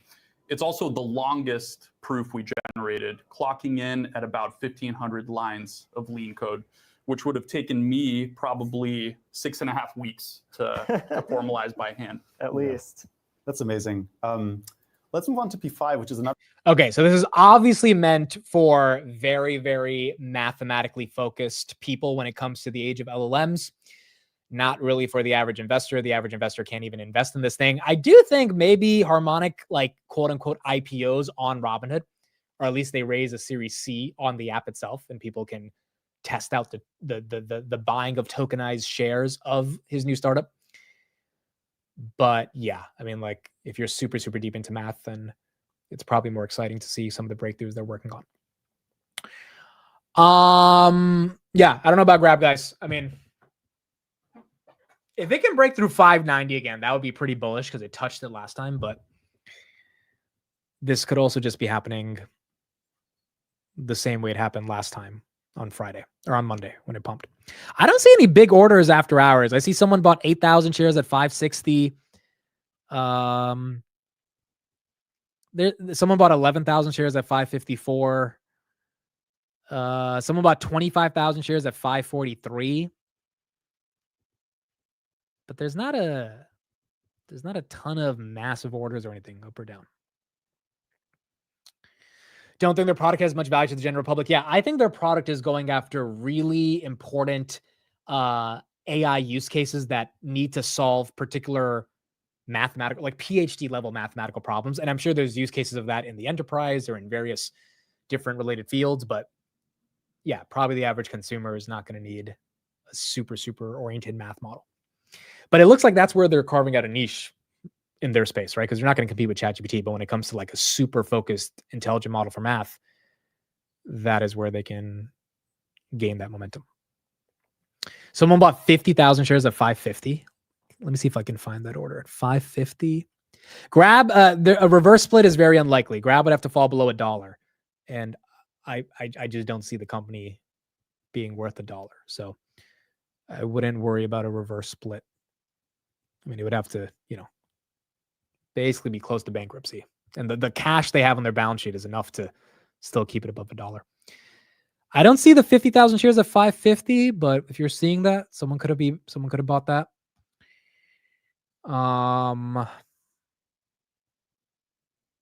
The chart does look super bullish. I agree with that. Broadcom all-time highs. Yep, we got that today. But who knows, bro? I mean, it's just weird, bro, because this has happened twice now. It feels like, do you guys remember last Monday? We were sitting here wondering what was going on.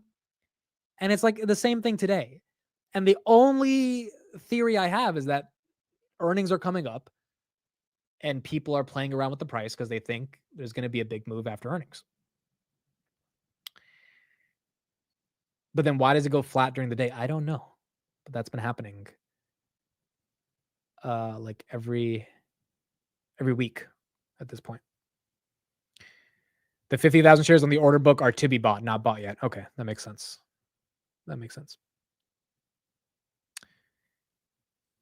I don't think Grab released any numbers. I will look at their website, but I doubt they released any numbers. Yeah, there's no numbers on Grab yet. By the way, the insiders haven't sold shares in a month. And the last time they sold, it was not a lot of shares. So you haven't seen any real insider selling on Grab either, which is nice to see. Same thing with Palantir. Hood, you've had a little bit more, but not with Grab. It's all those go-to investors moving over. Dude, when I found that story last week, that the go-to executives are stealing money from poor kids that the government gave them to buy Chromebooks, I was like, what? Like, talk about corruption, dude. And Grab almost bought that company. I mean, they kept denying it, but there were a lot of rumors that they were looking to buy them. Bitmine at 29.32, that one's still down. So imagine we had bought the company with all that corruption, and I'm just so happy we didn't. And now the question is, can we get them at a much cheaper price?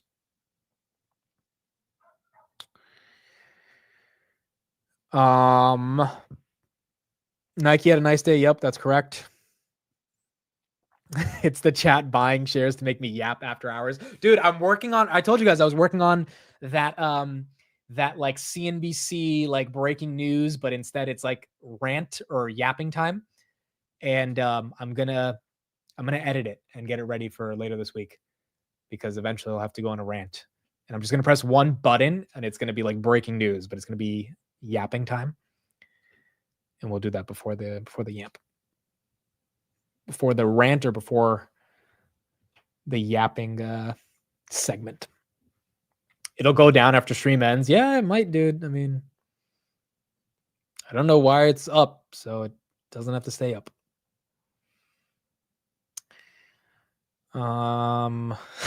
Ranting news alert, exactly. Grab after hours, the inverse of BMNR. Yes, that's true. Most of Grab holders are institutions in Asia and Europe. Yeah. That's never been the bear case to me, dude. The bear case is they don't have margins because it's too competitive. And that bear case is being obliterated every day as I learn more about the region.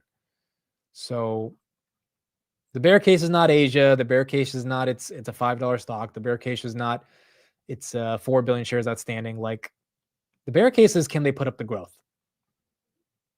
And I think they will. I think they're going to put up the growth at a pretty astronomical level over the next year and a half. And if they do, then I think the stock re-rates. Also, again, like, just look at the all-time chart. This is a beautiful chart. Inverse head and shoulders. Been dead for 4 years, consolidating for the past 18 months. You give her the catalyst, I think she breaks out. And institutions own 80% of it. It's not like it's some unknown stock that no one knows. Institutions have 80% of this thing loaded up already. So kind of just needs that big catalyst.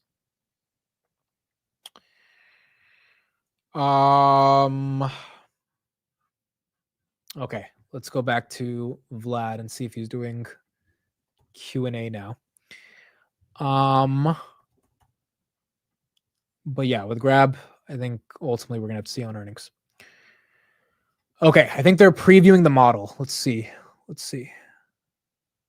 Here, you'll see that there are 3 ways to submit a question. You can type it in, take a photo that has some math on it, or upload an existing photo. So what I'm going to do, I think this is a little bit of a unique feature, so I'll show it to you. I'm going to upload a photo. I'm going to take a photo of this chalkboard and process that. So, and actually I'm a little nervous about this because the Wi-Fi in this garage has been pretty flaky all day. So hopefully it just like it gets there. But one of the problems with math solvers in the past has been typing in symbols. It's annoying and super cumbersome. Now, what we're calling PhotoSolve removes that pain point. And the AI has basically gotten so good that it just works. So you can take photos of multiple problems and it'll just do it? I mean, if you look at these problems here, this has complex symbols. It has infinity, it has open close brackets. You can see there that I have a geometry problem with chicken scratch. My favorite. And number 4, of course, the Riemann hypothesis. So I'll go ahead and deep solve them. And deep solve is very interesting. So you can actually see, I took a photo of the left 2 problems here of the chalkboard. And it got the symbols right, and it's cranking through the proofs. And it extracted them even though everything on the chalkboard was handwritten. So you can solve in a batch, which is what I did, or you can also solve one at a time. Deep solve, what I selected, actually makes use of our formal verification technology. So let me actually tap into it. So you can see Aristotle is cranking and actually proving the question. You have this slider here at the top, which lets you transition from the English to the lean. So in this case, it defaults to English. But I should say the English translation from lean is still imperfect. So you can always go to lean, which I would consider to be the source. And there you can see the precise machine translation of this problem. And by the way, this is like a non-trivial real analysis problem. Oh, wow. You know, this is like in my P set at Stanford, I would have probably spent 3 or 4 hours on this. So there's that one. And let's see what this one's doing. So this is another real analysis problem. Suppose f is a continuous function, and we have to prove that it's uniformly continuous. So I can tap, and I can see that it's been auto-formalized, and it's continuing to crank on it. Now, likely what's happened is it's proved it, but because of the connection, the proof might have not made its way here. Now, one thing that we do is you can see in my questions here, you have your history. So you can see it didn't successfully prove the Riemann hypothesis. Really? No. I think we're close, though. I think we're close. But if you look at what this looks like when it's fully proved, you can see we extract lemmas from each problem. So basically, that's Aristotle decomposing the problem into small problems, proving those. Each one of them is formally verified, and you can, of course, see the lean as well as the English by tapping the switcher. And if you background the app, basically what you can do is you'll get a push notification once this proof is complete, and you can just like go right to it. So main differentiator, you can see the lean, you can see that there's verification, and that should give you high confidence in the reliability of the solution. So yeah, I showed you the lemmas here. I think those are very cool. And yeah, how amazing is that? It's crazy. And how do we explain, how is it different than a ChatGPT or Claude or Gemini? One word, verification, built in as a first-class primitive. So Aristotle is the first product that we know of that combines the expressiveness of an LLM with the airtight verifiability of a graphing calculator. In other words, no hallucinations. Aristotle will only give you an answer when it's absolutely sure that it's right. And when it's not absolutely sure, it'll tell you that also. I think this will make it an indispensable tool, not just for students, but also the professional world. Now, we're going to be opening up early access to Aristotle today to our very first group of users. So if you want to be one of them, the waitlist is live right now at harmonic.fun or at this QR code here that you see. Now, this is going to be a cross-platform product with iOS available first, literally. I'm signing up. Let's see. Let's see if we can get a spot Today. And then Android web, as well as direct API access following closely behind. In the coming months, we're also going to be adding a new mode, which I'm very excited about. We're calling it IMO Gold mode, okay? And you can imagine that this will be very, very powerful. It'll let you solve the most difficult mathematical problems. This is super exciting. You know, these problems caused me hours of pain in college, and it's been amazing to see Aristotle crank through them in a minute. Should we take some of your questions now? All right, let's see what you guys got. All right. Do we have any questions? Do we have any questions? I think we do have some. Oh God, my questions aren't loading because of the internet. Okay, here we go. All right. How amazing is that? Okay, question number one, David Fow. Okay, I know David Fow. Where does Vlad Tenev get his suspenders? A real heavy, hard-hitting question, David. Thank you for that. I believe these are from Amazon, actually. Yes, you might be surprised. You thought I would be wearing some designer shit, but no, Amazon it is. Did he say designer shit? You thought I would be wearing some designer shit, but no, Amazon it is. Yeah, he said he cursed. Dude, should I dress like that to the Miami meetup? Or would I get made fun of? Or is that like, I'll do it. I just want to know, would I get made fun of? Is okay, let's move on. Here's a harder one from Sarah on Twitter. How long did the run for each problem take? Yeah, some of the runs solved within time. Some of them took a little longer. You know, the way the Aristotle system works is it's running a lot of proof searches in parallel. And those proof searches, because they're happening in parallel, they kind of reinforce each other. And then we have to build on that over time. So, you know, the system can run for like quite a bit before solving a problem. But the thing is that, you know, with the self-improving nature of reinforcement learning with this formal feedback, if you hold the difficulty level constant, the time to solve just decreases every single week. So, you know, in the near future, we actually anticipate solving these problems very quickly and regularly. Yeah, and I should also add that I think it's a little bit of a misnomer to talk about the time that each problem has taken to solve, because really the question is how much compute, how many flops of compute. And you know, when AI labs are talking about the time, it's because they don't really want to talk about the compute, because I think that's viewed as somewhat sensitive. We may talk about it in the future, but I guess not quite at this point. Okay, one more. This is an interesting one. I don't know if we have a good answer, but we'll try. Looking at the attempts for Q6, what was the bottleneck? What could have been done differently to increase odds of solving it? What do you think? That's an interesting one. You know, I think our system actually did make quite some progress on it. We are interested in fully formally verified solutions. So that means that, you know, we weren't really interested in submitting for partial credit. I think that as MathLib, which is the core math library for Lean, expands, I think solving questions like some of these certainly gets a bit easier.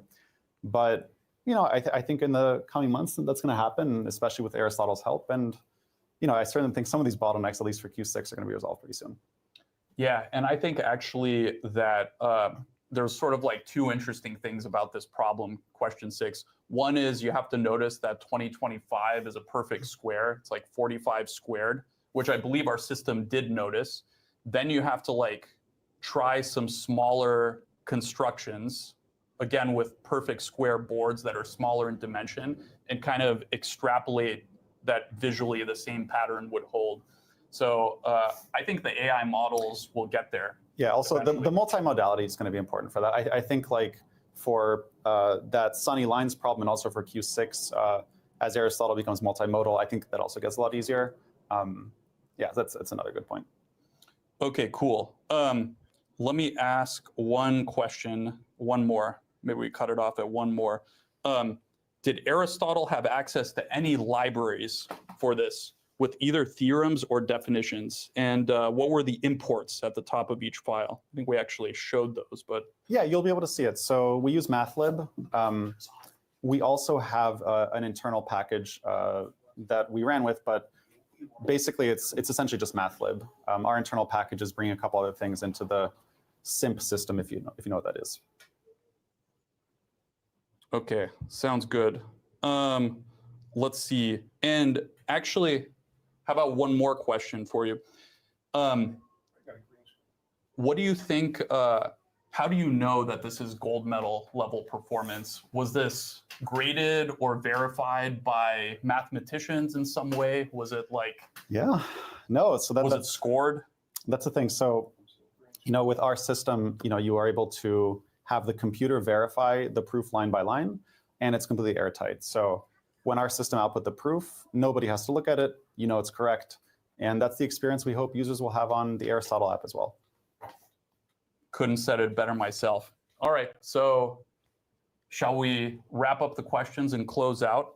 Let me say, we have a vision of the world where you can indeed snap a photo of the Riemann hypothesis on your phone, and our system will solve it and create a formally verified proof. And I think it'll either be Aristotle or one of his descendants. I don't think any other company, actually, at least that I know of, is singularly focused on this goal. Yeah, and we have an amazing team, and as we scale up Aristotle, scale up MSI, we're looking for amazing people to join us. So if you're interested in this kind of work and pushing the frontiers of mathematical reasoning, check out the careers page at harmonic.fun, and we'd love to work with you. Yeah, and we'd like to end the live stream by acknowledging the great mathematicians that came before us. Bernard Riemann, Bertrand Russell, Georg Cantor, Kurt Gödel, and of course the mathematician that I went to UCLA to study under when I was quite a bit younger, Terence Tao. And we stand on the shoulders of these and many other giants as we pursue mathematical superintelligence. I think this may be humanity's ultimate discovery, ultimate mathematical discovery. We believe that with the appropriate guidance, it'll help generate a large portion of the useful mathematical theorems and proofs in the future, and consequently contribute to the fundamental discoveries in physics and all downstream fields. Thanks so much for joining us. I hope you can see that the team has poured their souls into Aristotle, and as with any harmonic product, you can expect that it'll recursively improve at an accelerating rate once it's in your hands. Enjoy it, and see you soon. Bro, that's my CEO. That's what you want out of a CEO. You want someone who's just going to put themselves out there, not care what anyone thinks. This is his second kind of big tech company outside of Robinhood, and the fact that he dressed up for it and was cringy and all this stuff, I mean, is what you want. Imagine how much, if he's putting in that much effort for this startup where, most people don't even know about it yet, you can obviously get a glimpse of how much energy he's putting into Robinhood, which is basically a $100 billion company and, has a lot of shareholders that truly believe it can get to $1 trillion one day. So it's what you like to see. It's what you like to see from a CEO that is going for it. In terms of grab, again, I have no idea why this one is pumping. Again, it feels very similar to what happened last Monday, and I don't know why it pumped last Monday either. BMNR, that's back at 30. Again, they diluted after hours, or they introduced some type of share-based sale of pre-registered warrants, and so it's a sort of technical thing they did after hours, but the point is it potentially decreases the amount of ownership you have. So if you're wondering why BMNR is down, that is why. Wow, 575. Dude, she's toying with us, bro. She is toying with us. Who the hell just got that spike at 575? It's back there at 575. Dude, she's toying with us. She's really just having fun here. And then tomorrow morning, this thing's going to go back to 530. Like, it's like, if it does, it's going to be hilarious to me because it's someone or some entity that's bidding it up. And I don't know why. And then it's causing a bunch of retail to then pile in after hours, probably because they're excited. And then it just dumps. But maybe they're doing this because they know Tuesday is going to be a big earnings. Maybe. Someone just sold 930 shares at 570, and someone just bought 50 shares at 570. You can see kind of all these orders. Someone bought 1,900 shares. Dude, look at the. Okay, I can't zoom in right here, but do you see these orders? Someone bought 1,000, 3,000, 1,700, 1,000, 4,000 shares at 575. Had a ton of bids come in at 575. My average on the shares is 539. My average on the options is 450. So 2 averages. On the options, 450. On the shares, 539. Amit, thoughts on AppLovin? You know, does anyone know what the hell AppLovin does? Because I don't really think anyone does. I know it's advertising technology. I have no clue what AppLovin does. I do know they're worth $125 billion. They're the largest market cap company that's not in the S&P 500. I don't know if they're cheap. I definitely don't think they're super cheap. I also don't think they're as expensive as they were back when they were 500. What were they at? They were at freaking 525 in February. They dropped to 200. They recovered a decent chunk of that. I don't really have any thoughts on them either than AppLovin's a momentum play. It's always been a momentum play. And TTD wasn't enough to take it down. Google earnings were good, but for the advertising sector that AppLovin's in, it wasn't like something that gave AppLovin a bid. I think it's been bid up over the past couple of weeks because of speculation on the S&P 500.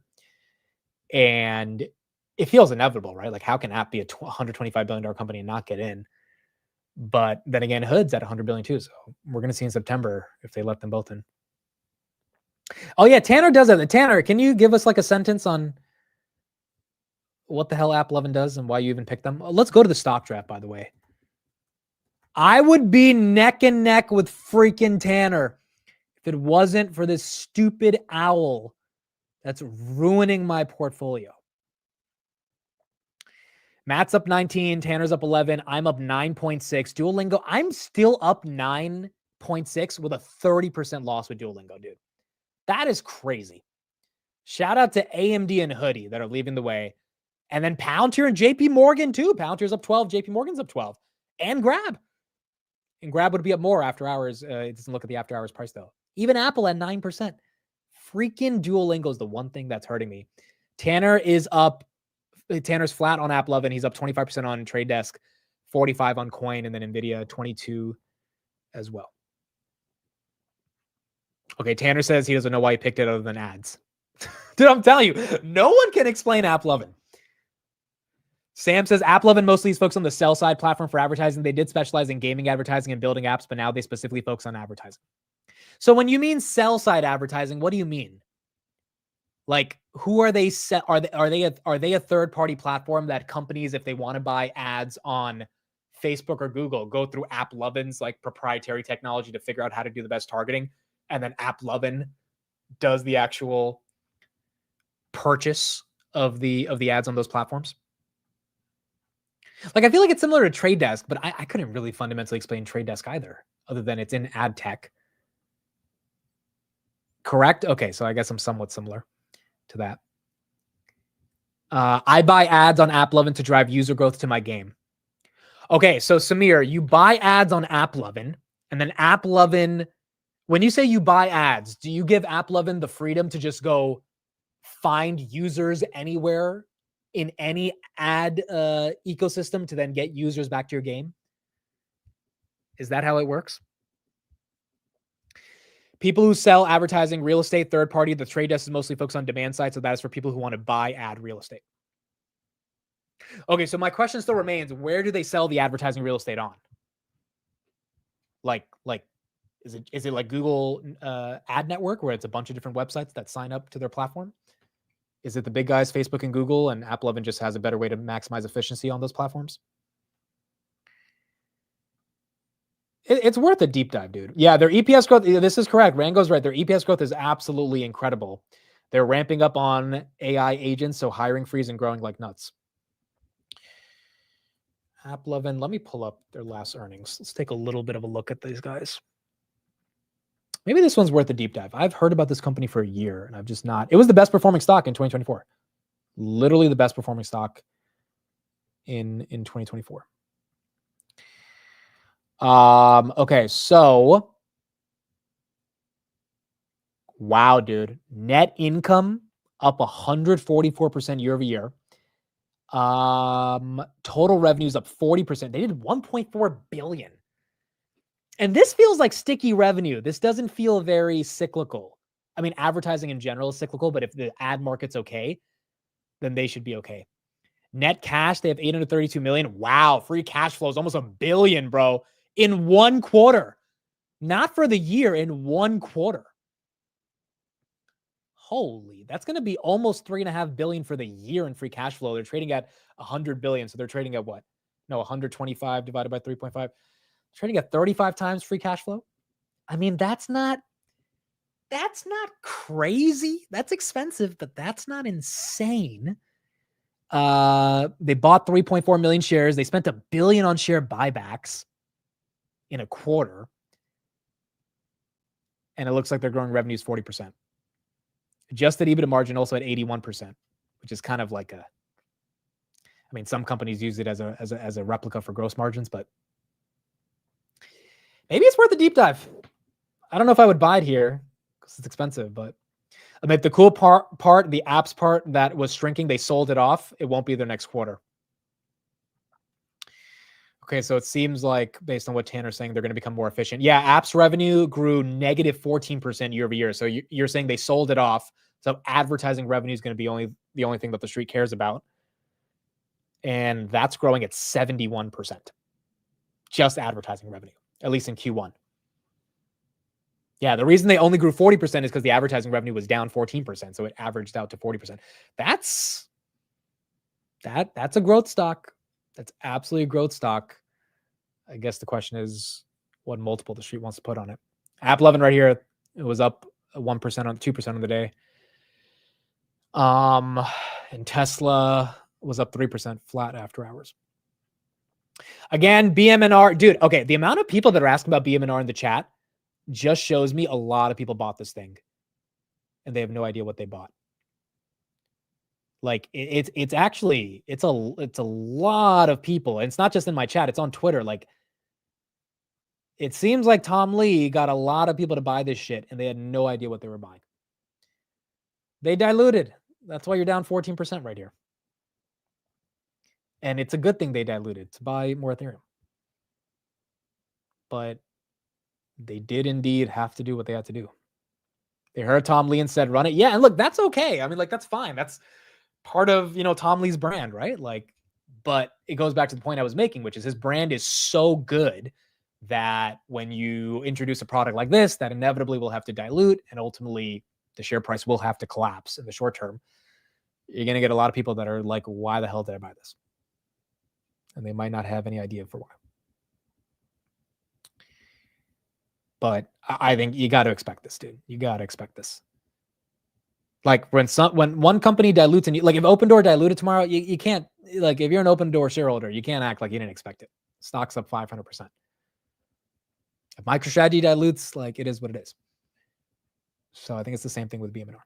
Having said that, again, if you're bullish ETH long term, it doesn't matter. The dilution is not going to matter long term, but short term, it will take a little bit of a hit.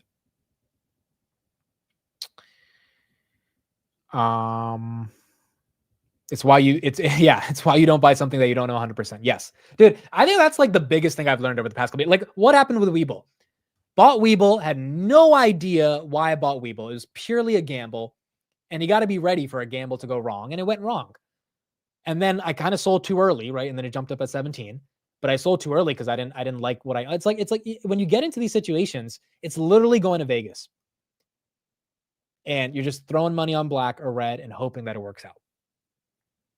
And that's okay sometimes to play with money like that. But it's also like, you can't get pissed off about it, right? That's when no crying at the casino makes sense. No crying at the casino is about, hey, if you didn't know what you bought, you cannot cry about the fact that something bad happened because you had no idea why you got into it in the first place.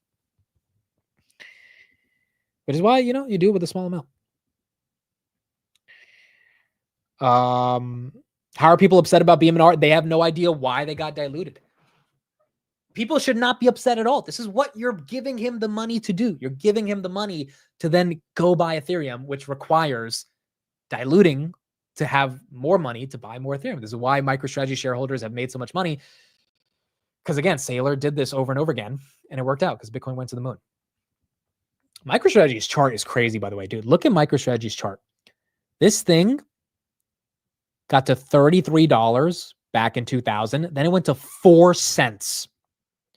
And then it took 15 years for it to finally get back to all-time highs in 2021 or surpass that. And now it's at freaking 403. Sometimes it just takes time. Buy after the dilute, sell on the way up. Yeah, if you're trading it, I mean, that is a strategy. You buy when they do the dilution, and then you sell when Ethereum starts going up, and then you kind of rinse and repeat. Now, obviously, you have to be good at timing it, but that is one way I think a lot of people will be trading this thing.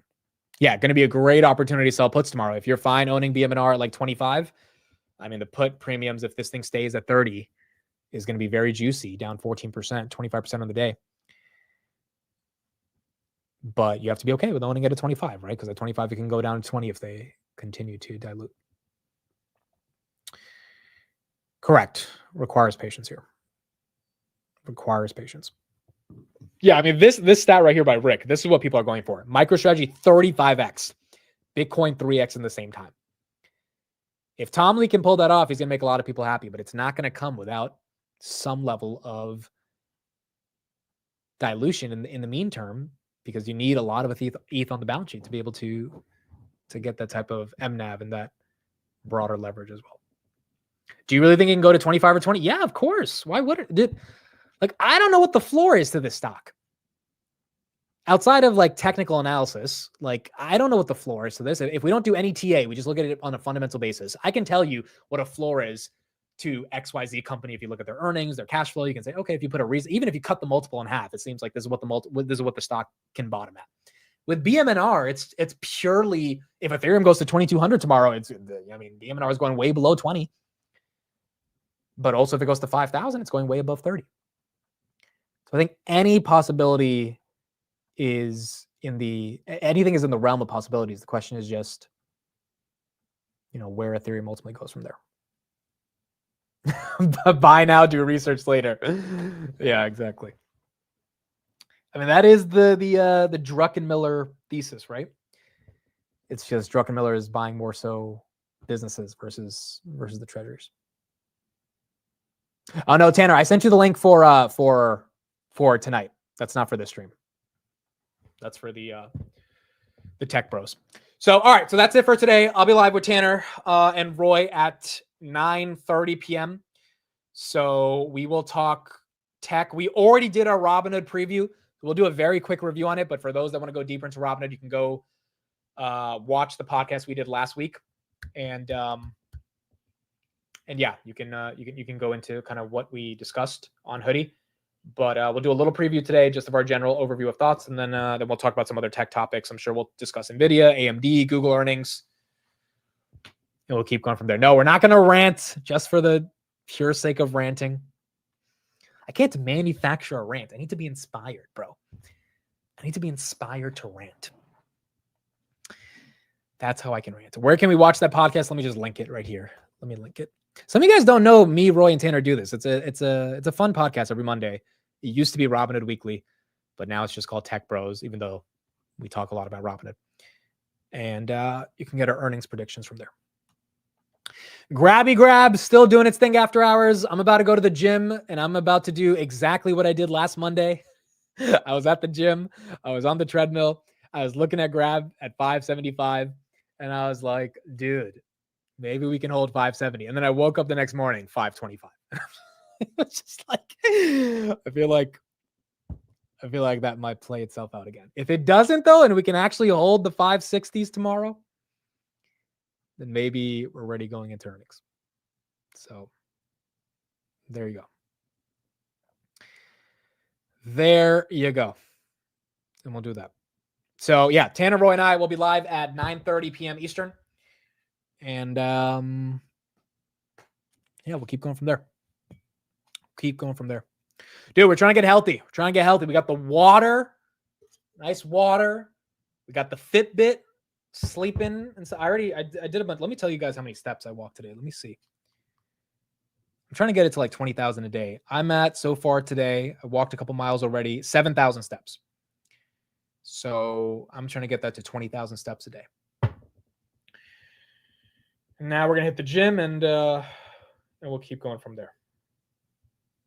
And that's it. And hopefully the gym can get me tired enough to knock out at like 11 p.m. Dude, Steve, I was talking to him today. Steve freaking slept at 2 a.m. last night and he woke up at 6. I'm like, dude, your sleep score is probably worse than mine. But Steve will never get a Fitbit. I think Steve, well, let's try to convince him to get a Fitbit next time because his sleep, you guys think my sleep is bad. His sleep is horrible.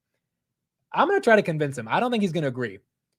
But let's see if we can try to get him to get one of these and go from there. Why didn't you get an Apple Watch? I don't like the Apple Watch. I like something that's a little bit, it's just kind of more sleek and I don't really need it for all the Apple Watch stuff. Like I don't need to pay $500 for an Apple Watch. I don't even like when this thing, every time I get a notification, it like starts buzzing and I need to turn off the setting. Like I don't want notifications. If I want notifications, I'll use my phone. I don't want it to be buzzing on my thing. I just want this to literally tell me how many steps am I running or walking. And that's it, quite frankly. It tells the time. I don't even look at this thing for the time. I just want the steps. Honestly, it's quite incredible that it can tell when you wake up and when you're walking. Like it gave me my average mile per my average pace per walk. I was like, dude, you just put it on it just tells you everything. I know the Apple Watch has been doing this for like a decade, but still, it's really cool technology. So yeah, that's all I care about. I'm just wearing it for the pure sake of getting the health stuff. I don't really care about like the tech portion of that. So everyone's like, wow, he's surprised that technology exists that can count your steps. I'm like, dude, it tells me my heart rate. I'm like, how does this know all this shit? Like, how does this is pretty cool. Sometimes you got to just like try the stuff out to see what it's like, see what it looks like. So there you go. All right, I'm out. I'll be back at 9:30. Thank you everybody for being here. The apartment update is that we're probably going to be moving in August 25th. I got all the furniture, all the stuff I needed to buy. A lot of that stuff's going to be coming in that week before Miami, but then we're going to be in Miami. So probably August 25th, I will introduce everybody to the new apartment. It'll be fun. I got a bunch of people coming over. Arnie's going to be coming over in September. I got some other friends coming over. So like in September, I'm going to be gone traveling so much to Vegas and California. So the first month, I'm not even really going to get a lot of time to sit in the apartment, but starting October, November, December, we'll lock in. And yeah, hopefully we can do a fun stream to kind of break the apartment in. And yeah, we'll keep going from there, bro. We're all growing up together. We are all moving out together. It kind of hasn't hit me yet, but like I kind of think about it here and there, and I'm like, dude, like, I see my parents every day, see my sister every day. Like, that's not gonna happen every day. You're gonna be on your own. And I have no anxiety about living alone. I've lived alone before. That's not the anxiety. It's just in general, you're leaving your loved ones, even though I'm 40 minutes away and I can come back whenever. But it is like, hey, you're on your own now. So excited, a little nervous, but it's time to do it. It's time to move forward. So also, we got a lot of things planned for the next 4 months, dude. September through December, there's a lot of events planned. I think there's some really cool stuff that we'll be able to do content-wise. And yeah, I think the next 4 months in the apartment, just from a content perspective, are going to be really cool. And it'll be, a brand new chapter in life.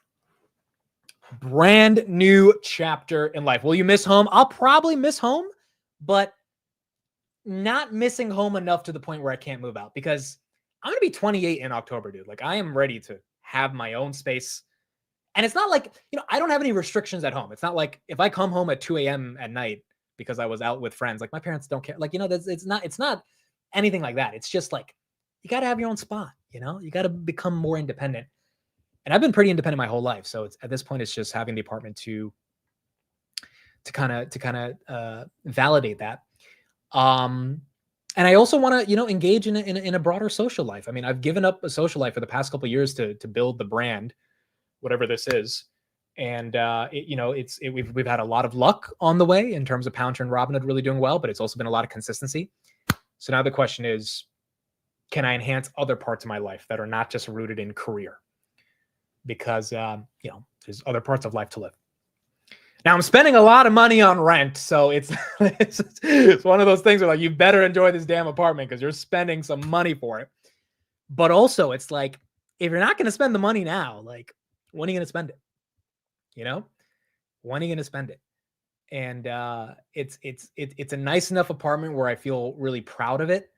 And I think it's worth the spend, and I'm just excited to make it happen now. So, all right, that's it. Thank you, everybody. Appreciate it. We'll be back at 9:30, and yeah, we got a month left, and then we're all going to be moving out together. That's not a rant. That's been like 3 minutes. It's no rant. It's more just yapping versus ranting. But you probably will get a rant later this week at some point. All right, I'm out. I'll see you guys at 9:30. Bye, everyone. Have a good one.